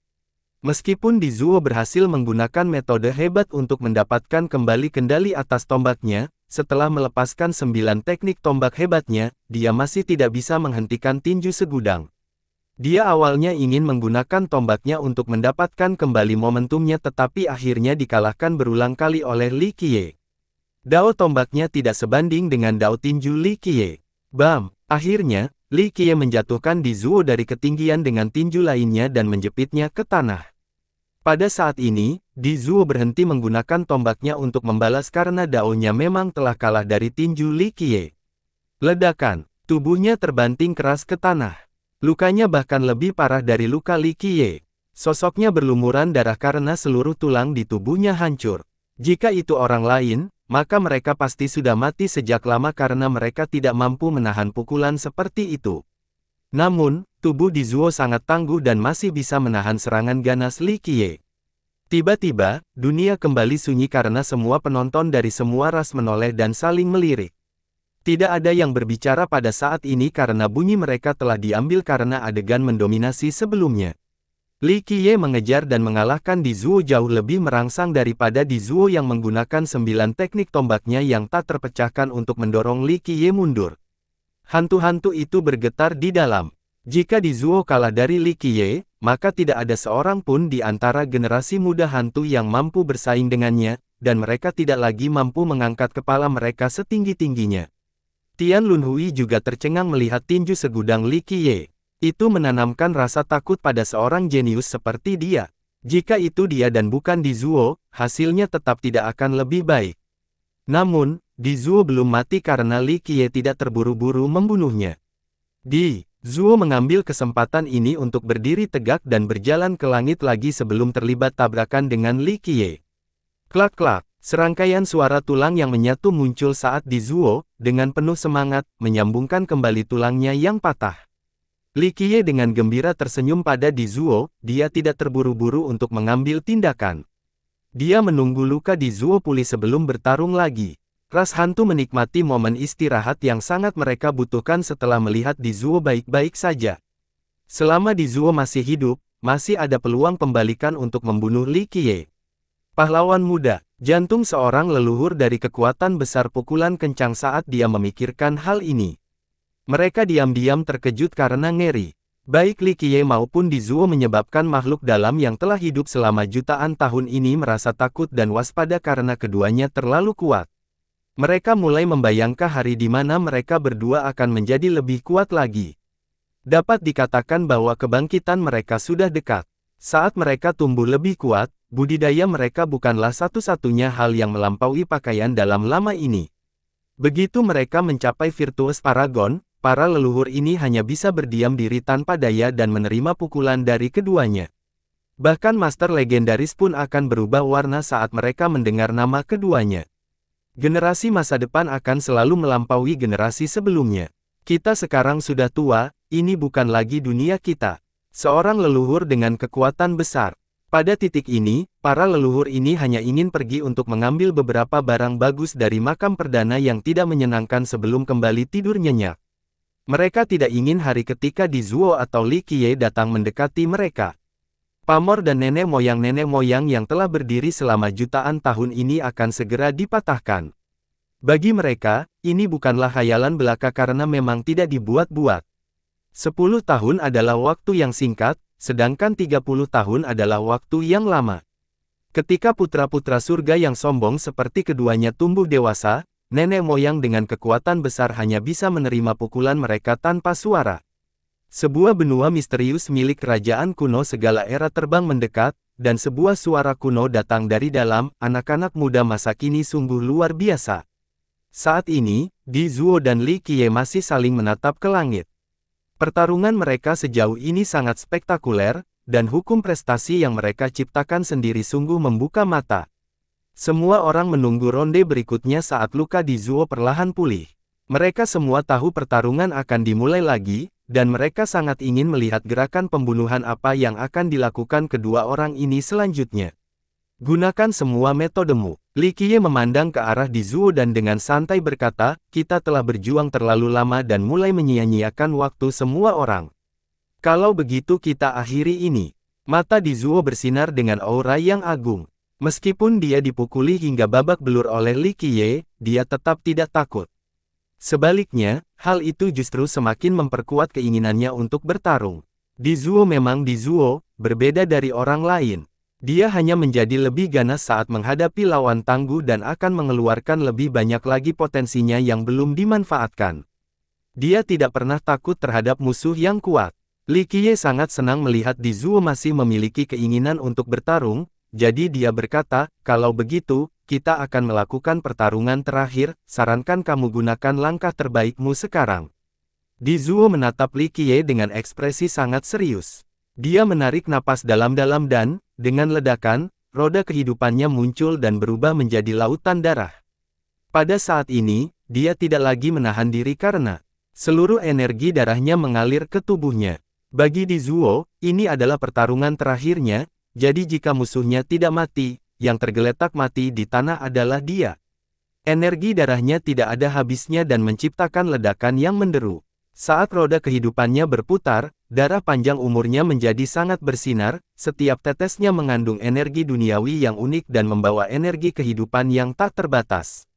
Setiap jatuhnya seberat gunung, dan penurunannya menyebabkan Grand Dao mengaum.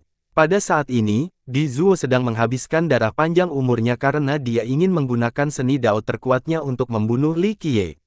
Hukum manfaat apa yang akan digunakan Di Zuo? Apakah itu hukum kaisar, hukum rahasia kehendak surga, atau teknik terlarang? Semua orang terguncang melihat Di Zuo menghabiskan darah panjang umurnya untuk memberdayakan seni yang akan datang ini. Seorang ahli yang mengenalkan Di Zuo menggelengkan kepalanya sebagai jawaban, tidak mungkin. Di Zuo adalah orang yang sangat bangga. Karena Li Qiye tidak menggunakan salah satu teknik ini untuk mengalahkannya, dia tidak akan mengandalkan seni tak terkalahkan yang diciptakan oleh orang lain untuk mengalahkan Li Qiye. Di Zuo akan menggunakan seninya sendiri untuk menekan musuhnya.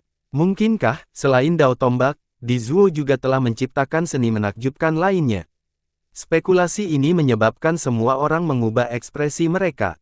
Bagi banyak orang bahkan nenek moyang, menciptakan seni seperti Dao Tombak atau langkah kilin sudah menjadi hal yang luar biasa dan patut dibanggakan.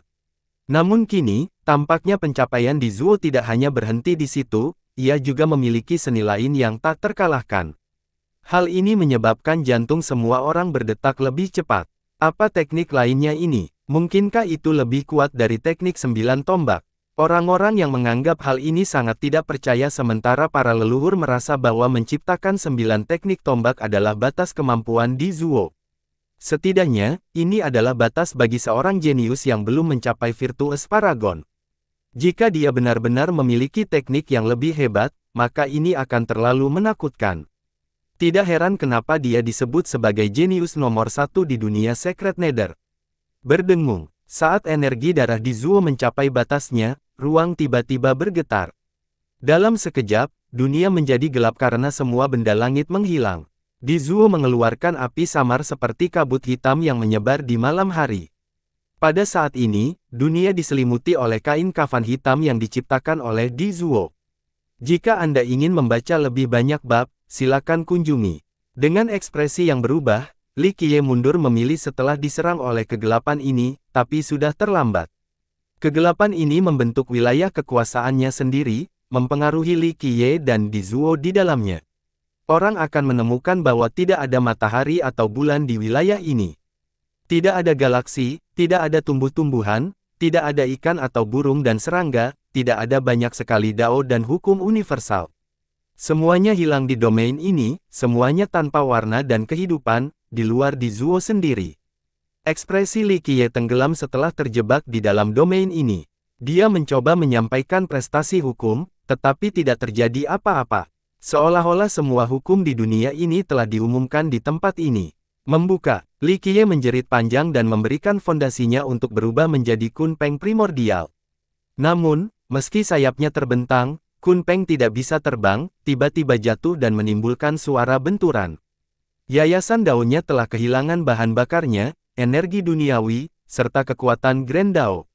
Pada saat ini, landasan dao dan hukum dao miliknya seperti bola kempes, dia tidak bisa terbang ke atas. Selama kamu berada di dalam Grand Daoku, kamu tidak akan pernah bisa memanggil dao dan selamanya akan ditutup di sini.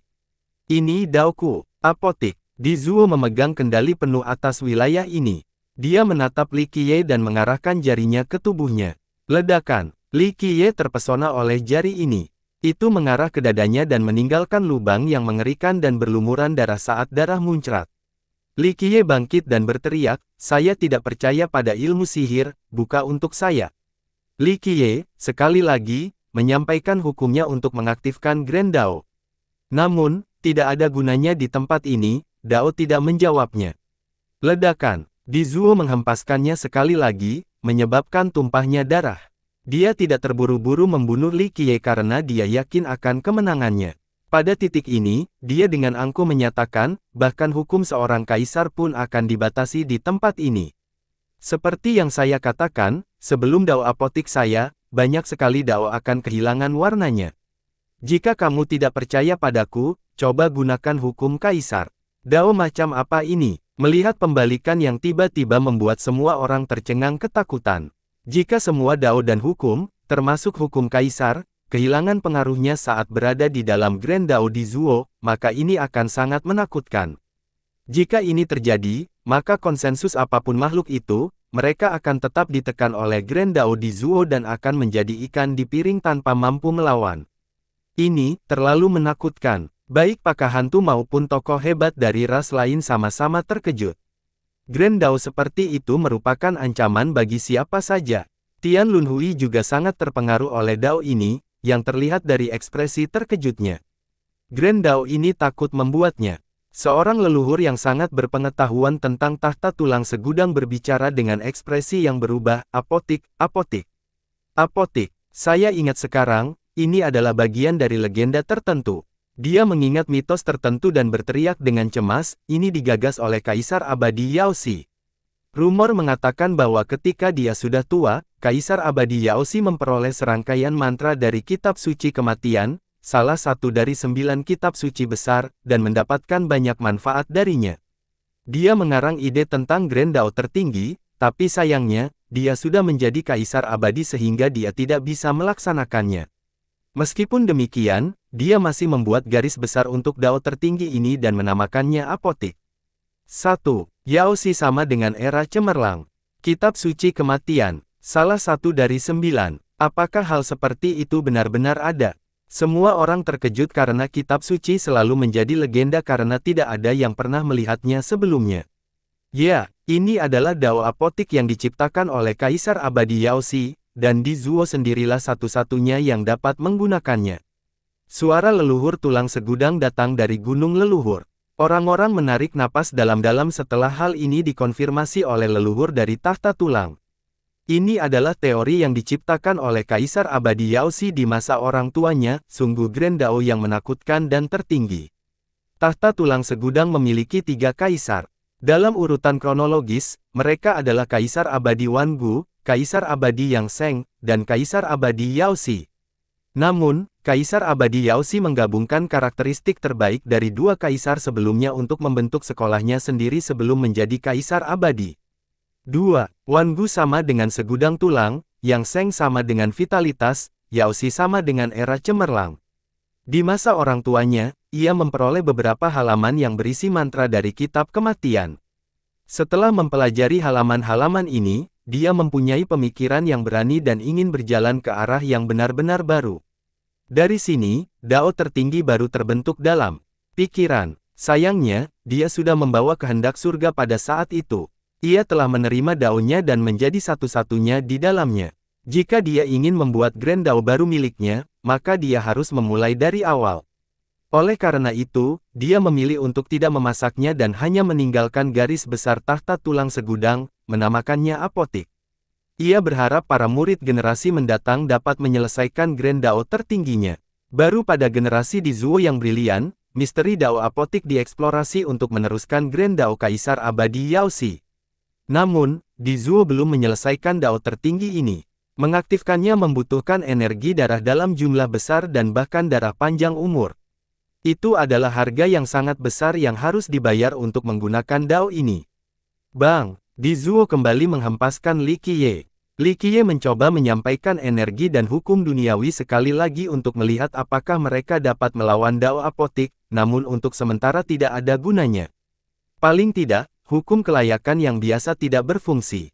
Apotik. Kerumunan orang itu tersentak ketika mereka melihat Li Qiye gagal menggunakan hukum apapun.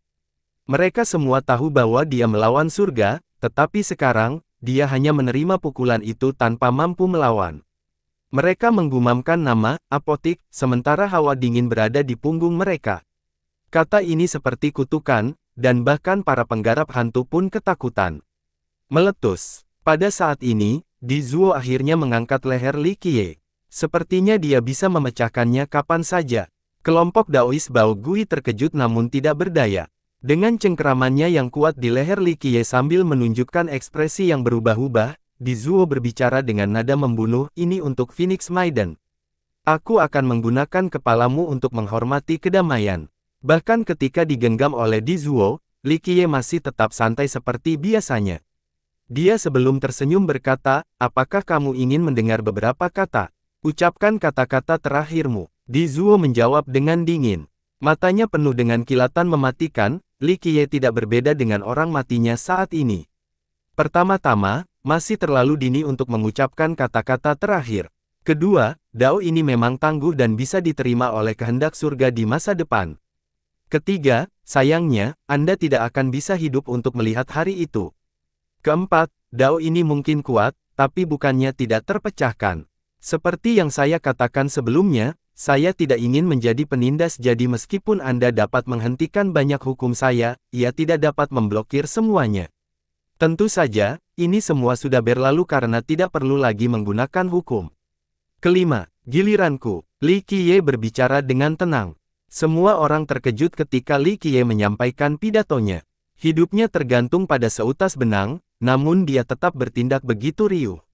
Semua orang bisa melihat bahwa dia tidak punya kekuatan untuk melawan, jadi bahkan Di Zuo pun tidak mempercayainya saat dia mengakui kata-kata itu, apalagi orang lain.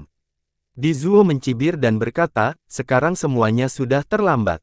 Saatnya berakhir ini. Dengan timbulnya tajam, cengkeramannya semakin erat hingga meremukkan leher Li Qiye. Memang, ini saatnya untuk mengakhiri ini. Li Qiye berkata sambil mencampur.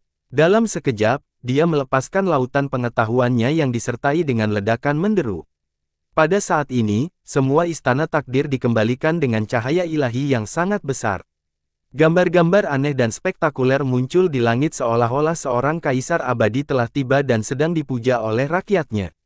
Ledakan, langit dan bumi bersujud saat Li Qiye melepaskan seluruh istananya. Energi duniawi dan Grand Dao yang tak ada habisnya mendapatkan kembali kekuatannya. Hanya dalam sepersekian detik, dunia yang diselimuti oleh Dao apotik telah mendapatkan kembali semangatnya. Meletus. Di Zuo tidak bisa menahan Li Qiye lebih lama lagi saat ini. Li Qiye, seolah-olah dirasuki oleh dewa, membuatnya terlempar jauh. Dao apotik menjadi sangat lemah dan kehilangan sebagian besar efeknya. 10, 11, 12 istana. Mustahil. Seseorang berteriak ngeri saat mereka menghitung istana Li Qiye. Semua orang mendengar teriakan keras ini dan melihat istananya, menemukan 12 istana melayang di atas kepalanya. Pada saat ini, semua orang menjadi takut. Memiliki 12 istana adalah hal yang mustahil. Tidak ada seorang pun yang pernah mendengar seseorang mencapai hal ini sejak awal mula. Namun hari ini, keajaiban terjadi di hadapan mereka. 12 istana, sebenarnya 12 istana. Ini bukan sekedar mimpi yang diceritakan oleh orang gila atau pemabuk. Tiba-tiba, semua orang tercengang. Mereka melihat ke-12 istana Li Qiye dengan mata kepala mereka sendiri. Di Zuo dan Tian Lunhui, para jenius yang tidak pernah gemetar saat menghadapi masalah menjadi pucat dan kaki gemetar ketika mereka melihat jumlah istana takdir di depan mereka.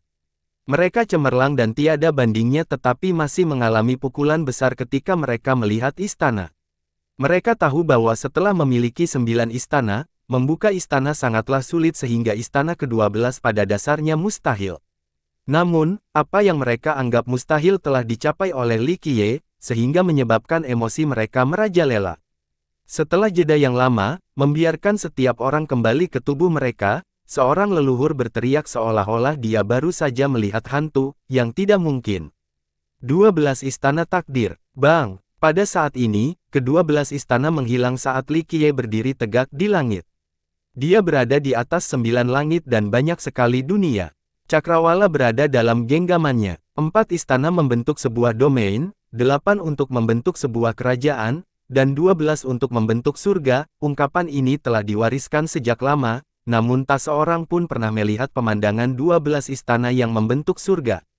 Namun saat ini, banyak yang bisa menyaksikan keajaiban tersebut. Saat ini, Li Qiye adalah penguasa abadi yang dipuja oleh para dewa lainnya. Di langit, dia adalah eksistensi tertinggi dan tidak ada hal lain yang penting. Bahkan makhluk abadi pun harus bersujud dan menyatakan diri mereka sebagai rakyat setianya. Pemandangan ini terlalu mengejutkan, seolah-olah dia sudah berada di atas kehendak surga meski belum memikulnya. Saat ini, dia berada di puncak semua keberadaan. Semua hukum prestasi dan seni rahasia menjadi tidak berarti dan lemah. Langit yang diciptakan dari 12 istana sudah merupakan hukum jasa terkuat, 12 istana lebih dari cukup untuk mewakili segalanya. Hukum atau seni apa yang lebih menantang surga daripada memiliki surga sendiri? Semua hukum dan dao ada di bawah langit. Li Qiye, dengan surganya sendiri, berada di luar imajinasi siapapun. Hal ini tidak dapat dijelaskan dengan kata-kata belaka. Dia akhirnya berhasil membuka istana ke-12.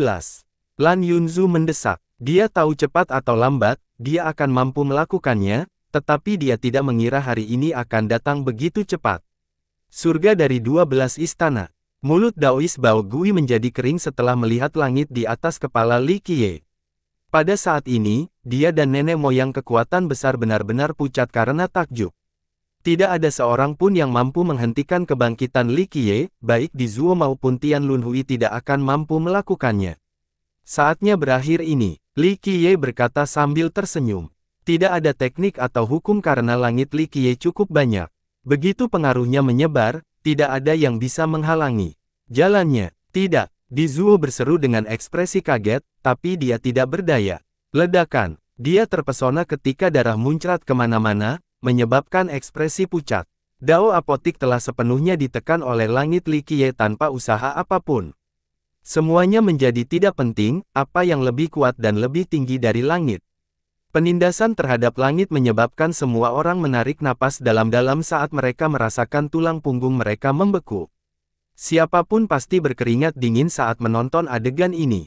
Mereka semua merasa bahwa Dao apotik di Zuo sangat menakutkan. Siapapun pasti akan mati jika bertemu dengan Dao seperti itu. Namun, ia menjadi begitu lemah dan benar-benar ditampilkan di hadapan langit Li Qiye. Di Zuo tercengang. Dia paling tahu Dao-nya, itulah alasan dia menjadi gila. Dia tidak mau kalah dengan cara seperti itu. Aku memerintahkanmu untuk membukanya. Di Zuo berteriak dengan marah ketika dia memutuskan untuk membatalkan semuanya. Klak, pada saat ini, suara keras dari gerbang yang terbuka muncul saat darah panjang umur di Zuo mewarnai gerbang emas di belakangnya menjadi merah. Cahaya keemasan dunia memenuhi setelah pintu dibuka. Sebuah bayangan keluar dari pintu. Ini adalah bayangan tak terpecahkan yang meremehkan semua keberadaan saat mereka gemetar di hadapannya. Bayangan ini begitu kuat sehingga menyebabkan semua penonton berdebar-debar seolah kaisar abadi telah tiba. Setibanya di sana, ia menggunakan momentum yang tak terkalahkan untuk menyerang Li Qiye. Bintang-bintang menjadi gelap karena serangan pemerintahan ini. Bahkan kamu di masa depan tidak berguna, apalagi kamu tidak akan memiliki masa depan. Li Qiye meraung sebagai jawaban. Dia benar-benar tidak peduli terhadap bayangan yang menindas. Pada detik ini, dia tidak stabil dan tidak terhenti. Kehendaknya adalah kehendak surga. Berat genggaman adalah beban daya tarikan yang tidak dapat dipotong. Ledakan, bayangan yang tak terpecahkan itu hancur di bawah tangan raksasa Li Qiye. Melawan kemauan mutlak dan kekuatan penghancur dari langit, bahkan niat bertarung di Zuo di masa depan pun tidak ada gunanya. Meletus, tangan Li Qiye memukul tubuh di Zuo, mengeluarkan darah dan menerbangkannya.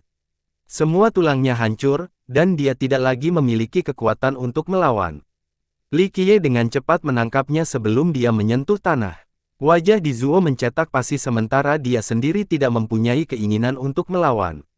Li Qiye memeganginya dan perlahan bertanya, "Sekarang, apakah kamu punya kata-kata terakhir?" Pikiran di Zuo kembali dari ketiadaannya saat dia menutup matanya dan berkata, "Bergeraklah, tidak ada yang ingin aku katakan." Pada titik ini, dia tetap tidak gentar dan masih memiliki sikap anggun.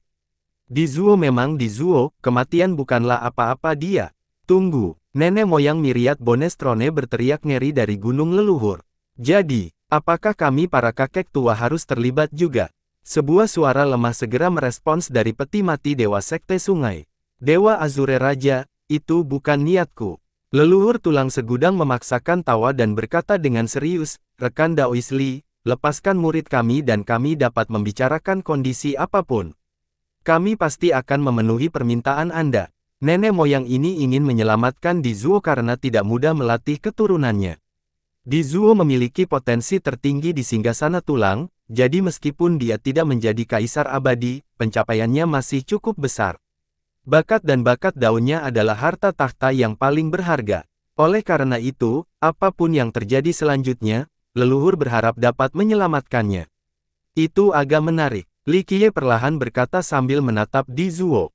Namun saat ini, Di Zuo membuka matanya dan menggelengkan kepalanya untuk berkata, "Tidak. Leluhur, biarkan aku pergi. Aku telah mengecewakanmu para leluhur dan tahta tulang segudang. Saya minta maaf atas kekalahan saya hari ini."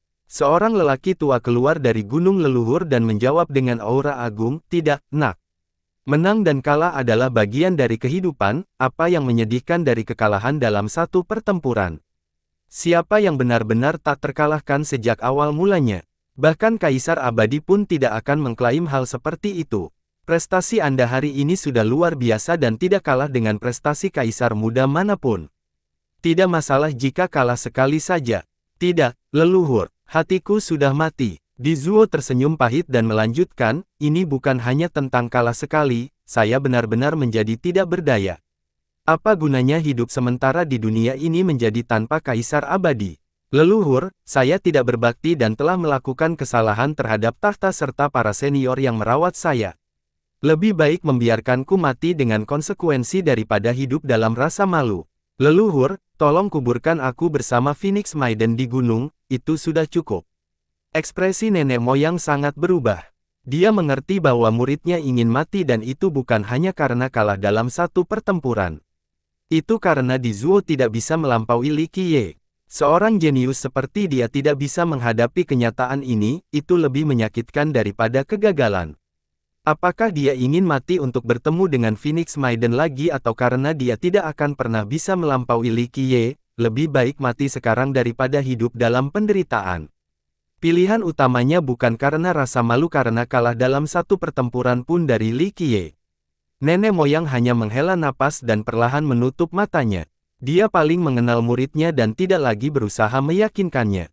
Pada akhirnya, leluhur ini diam-diam kembali ke gunung leluhur. Saat ini, semua orang tetap diam.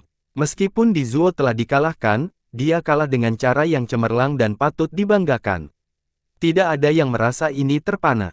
Faktanya, mereka berpikir betapa menakjubkannya dia bisa bertahan begitu lama. Tidak ada orang lain yang bisa melakukan hal yang sama. Rasa hormat terhadap Di Zuo muncul saat ini. Apakah dia musuh atau teman, dia adalah seorang jenius tertinggi dan saingan yang layak. Dizuo menutup matanya lagi dan berbicara dengan kekerasan, lakukan. Saya tidak punya hal lain untuk mengatakan tentang kurangnya kemampuan saya sendiri. Li Qiye memandangnya dan melepaskannya sebelum berkata dengan acuh tak acuh, jika hatimu mati, maka aku akan membiarkanmu mati secara sukarela. Akhiri sendiri. Dizuo kemudian berdiri tegak dan membuka matanya. Dia menarik napas dalam-dalam untuk melihat dunia untuk terakhir kalinya sebelum menutupnya lagi.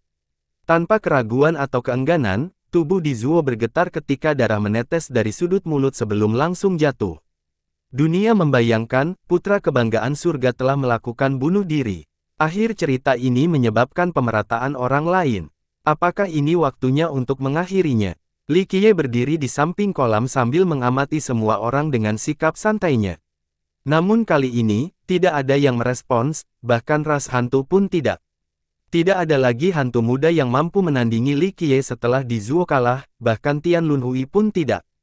Hanya para leluhur yang mempunyai kesempatan, bahkan Raja Hantu setingkat Raja Langit pun kemungkinan besar tidak bisa melawan Li Qiye. Akhirnya, dengan ledakan yang keras, singgasana tulang segudang membawa pergi mayat Dizuo. Dalam sekejap mata, gunung leluhur menghilang dari pandangan semua orang. Banyak orang menjadi sentimental ketika mereka melihat gunung leluhur pergi. Seorang jenius mengungkap ajalnya dengan cara seperti itu, hal ini menimbulkan rasa penyesalan dan kesedihan serta mengingatkan semua orang bahwa persaingan memperebutkan tahta sangatlah kejam dan brutal. Bahkan orang jenius yang paling cemerlang pun pada akhirnya bisa berubah menjadi tulang belulang belaka. Ketika semuanya berakhir, 3 lelaki tua keluar dan membuat banyak orang kecewa, termasuk ras hantu. Semua orang menarik napas dalam-dalam karena semua orang ini berada pada tingkat leluhur. Mereka menonjol dan menciptakan suasana yang menindas. Rupanya tanah suci itu bertekad untuk merebut kembali lonceng gunung lereng mereka. Apa yang kamu inginkan? Anda ingin bermain dengan keunggulan angka? Li Qiye tetap tenang di hadapan ketiga leluhur yang semuanya adalah paragon berbudi luhur. Rekan Daois Li, kamu harus mengembalikan Declivity Mountain Bell kami kembali ke tanah suci, ini adalah pusaka kami.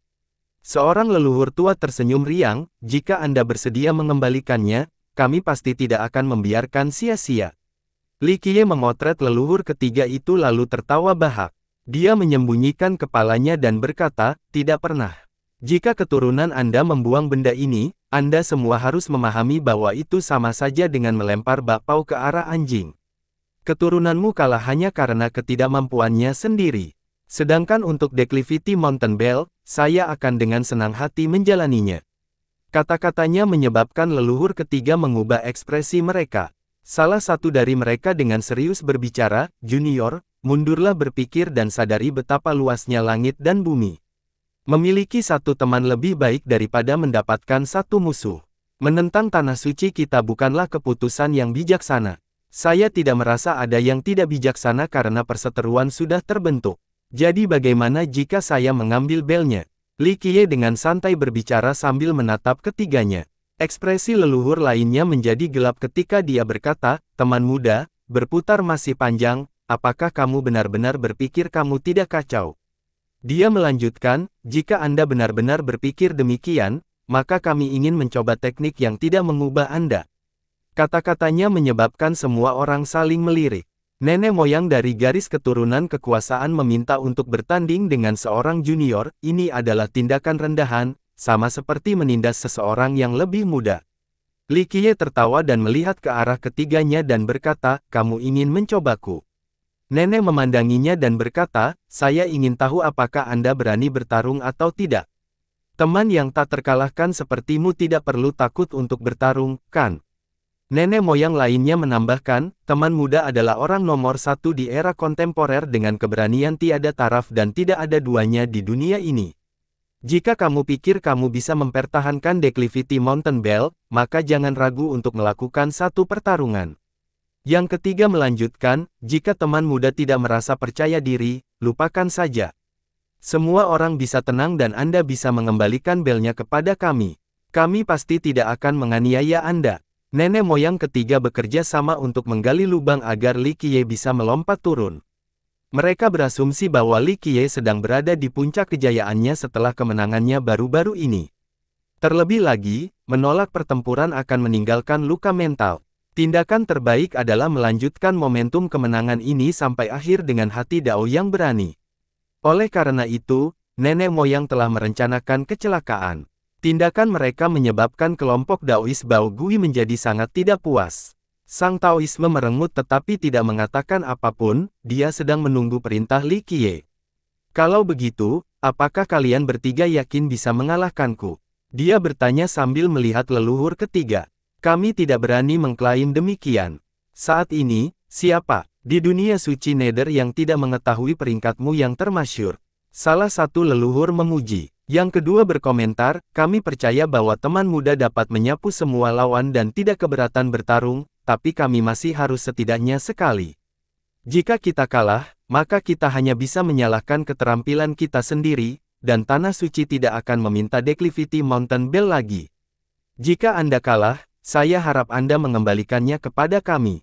Yang ketiga dengan cepat bereaksi dan berkata, jika teman muda menganggap Anda berada dalam posisi yang kurang menguntungkan, maka kami tidak akan menggunakan senjata atau harta kaisar, kami hanya akan menggunakan kemampuan pribadi kami. Anda tidak akan menyetujui hal ini, bukan? Ini pasti mirip dengan tangan. Nenek moyang ketiga tersebut awalnya cukup galak dengan tuntutan mereka, namun saat ini sikap mereka telah berubah. Seolah-olah mereka hanya meminta pertarungan persahabatan, namun kenyataannya mereka sedang memancing Li Qiye ke dalam jebakan. Namun demikian, banyak orang menilai tindakan mereka dengan buruk. Keadilan, tidak menggunakan senjata atau harta kaisar apapun. Ketiganya adalah paragon berbudi luhur yang telah hidup selama bertahun-tahun yang tak terhitung banyaknya ketika Li Qiye masih muda. Tidak peduli betapa menantangnya dia tetap tidak bisa menandingi paragon berbudi luhur. Li Qiye hanya terdiam melihat ketiga leluhurnya, skema sederhana ini tidak cukup untuk menarik perhatiannya. Dia tersenyum dan berkata, jika kalian begitu percaya diri, maka baiklah, saya akan bermain dengan kalian sekali saja. Karena kita telah mencapai titik ini, menjadi sedikit lebih sombong pun tidak masalah. Saya akan berdiri di tepi kolam ini tanpa mengangkat satu jari pun. Jika kalian hebat, datanglah ke sini. Jika Anda bisa mengambilnya, maka bel itu akan menjadi milik Anda. Kalian bertiga bisa datang sekaligus sehingga kita tidak akan menyia-nyiakan waktu semua orang. Tanggapan Li Qiye benar-benar mengejutkan ketiga leluhur tersebut. Meskipun mereka sedang menangkap Li Qiye, rencana jahat mereka terhadapnya adalah satu hal, namun dipandang rendah olehnya adalah hal lain. Teman muda sangat percaya diri dengan nada yang begitu besar, kata seorang leluhur dengan nada kesal.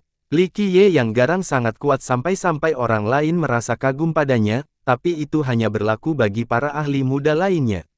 Nenek moyang dari kekuatan besar semuanya adalah makhluk abadi yang telah hidup selama berbulan-bulan yang jumlahnya tak terhitung dan belum tentu takut pada Li Qiye, setidaknya, tidak pada saat ini. Bagaimanapun juga, mereka adalah paragon berbudi luhur. Terlebih lagi, tanah suci tersebut merupakan garis keturunan seorang kaisar, dan nenek moyangnya telah melewati badai yang tak terhitung banyaknya serta pengalaman hidup dan mati. Namun, mereka adalah korban cemoohan junior ini membuat mereka cukup kesal. Li Qiye melirik ke arah mereka bertiga dan berkata, jangan berpura-pura sopan yang bertujuan untuk membuat ikut serta. Jika kamu tidak ingin menjaga muka, maka aku akan memuaskan keinginanmu. Tidak perlu membuat skema bola balik. Kalian sepertinya baru saja datang ke sini. Jika kamu dapat mengambil lonceng itu, maka lonceng itu akan menjadi milikku lagi. Teman muda, kamu harus menepati janjimu. Leluhur ketiga itu cukup jengkel. Salah satu dari mereka bahkan memanfaatkan kesempatan ini ketika setrika masih panas dan berkata, kami tidak akan bertanggung jawab jika Anda terluka, seperti kata pepatah, senjata tidak memiliki mata. Li Qiye memotongnya dan menyelaraskan lengan bajunya dengan acuh tak acuh, baiklah, aku tahu apa yang ingin kamu katakan, jadi lepaskan aku dari kata-kata sombong ini. Kemarilah saja, saya menunggu di tepi kolam. Aku tidak akan mengangkat satu jari pun. Tanggapan Li Qiye menimbulkan banyak pertanyaan. Dia membuktikan kekuatannya dengan mengalahkan Di Zuo, tapi dia akan menghadapi tiga leluhur. Terlebih lagi, mereka berasal dari garis keturunan kaisar. Semuanya adalah eksistensi yang sangat kuat. Setidaknya, mereka adalah paragon berbudi luhur tingkat pertama. Mustahil bagi anak muda manapun, betapapun kuat dan jahatnya mereka, untuk menantang leluhur dari garis keturunan kaisar. Ada gambaran besar antara paragon berbudi luhur dan Raja Surgawi. Bahkan Raja Surgawi yang berada di puncak akan dengan mudah dibunuh oleh paragon berbudi luhur biasa, itu adalah keselarasan yang tidak dapat diatasi antara langit dan bumi. Menantang satu teladan saja sudah cukup untuk membuat orang lain berpikir bahwa Li Qiye gila, namun menantang 3 teladan sekaligus adalah hal yang terlalu sombong dan mendominasi. Yang lebih sombong lagi adalah pernyataannya untuk tidak mengangkat satu jari pun sambil menunggu serangan mereka. Bahkan kelompok Daois Bao Gui terkejut karena pernyataan Li Qiye karena mereka merasa ini adalah usaha yang mustahil. Li Qiye benar-benar brilian, tapi masih ada jarak antara dia dan paragon. Kalau begitu, kami akan melakukan apa yang kamu inginkan. Salah satu leluhur Titanic Crescent langsung berbicara. Bagi ketiga leluhur ini adalah kesempatan yang diberikan oleh surga kepada mereka. Itu terlalu beruntung dan mereka tidak akan pernah melepaskannya. Siapa yang bisa salahkan mereka jika Li Qiye mempunyai keinginan mati? Semua orang mendengar kata-kata Li Qiye, jadi meskipun mereka bertiga membunuh Li Qiye bersama-sama, Sekte Sungai tidak bisa berkata apa-apa. Ketiganya perlahan mengelilinginya dengan sikap sangat hati-hati tanpa sedikit pun kecerobohan. Jika pemuda lain menantang mereka melontarkan cara ini, maka mereka akan segera mengulurkan tangan untuk langsung membunuh jika kebodohan itu. Namun, mereka semua telah melihat sifat jahat Li Qiye. Meskipun mereka tidak percaya bahwa dia sendiri yang dapat menantang leluhur ketiga, mereka tetap bertindak dengan hati-hati. Mereka ingin perlahan-lahan memikirkan rencana untuk menghindari skenario yang tidak menguntungkan. Pada titik ini, semua orang menahan nafas sambil berkonsentrasi menyaksikan adegan tersebut berlangsung. Bersambung.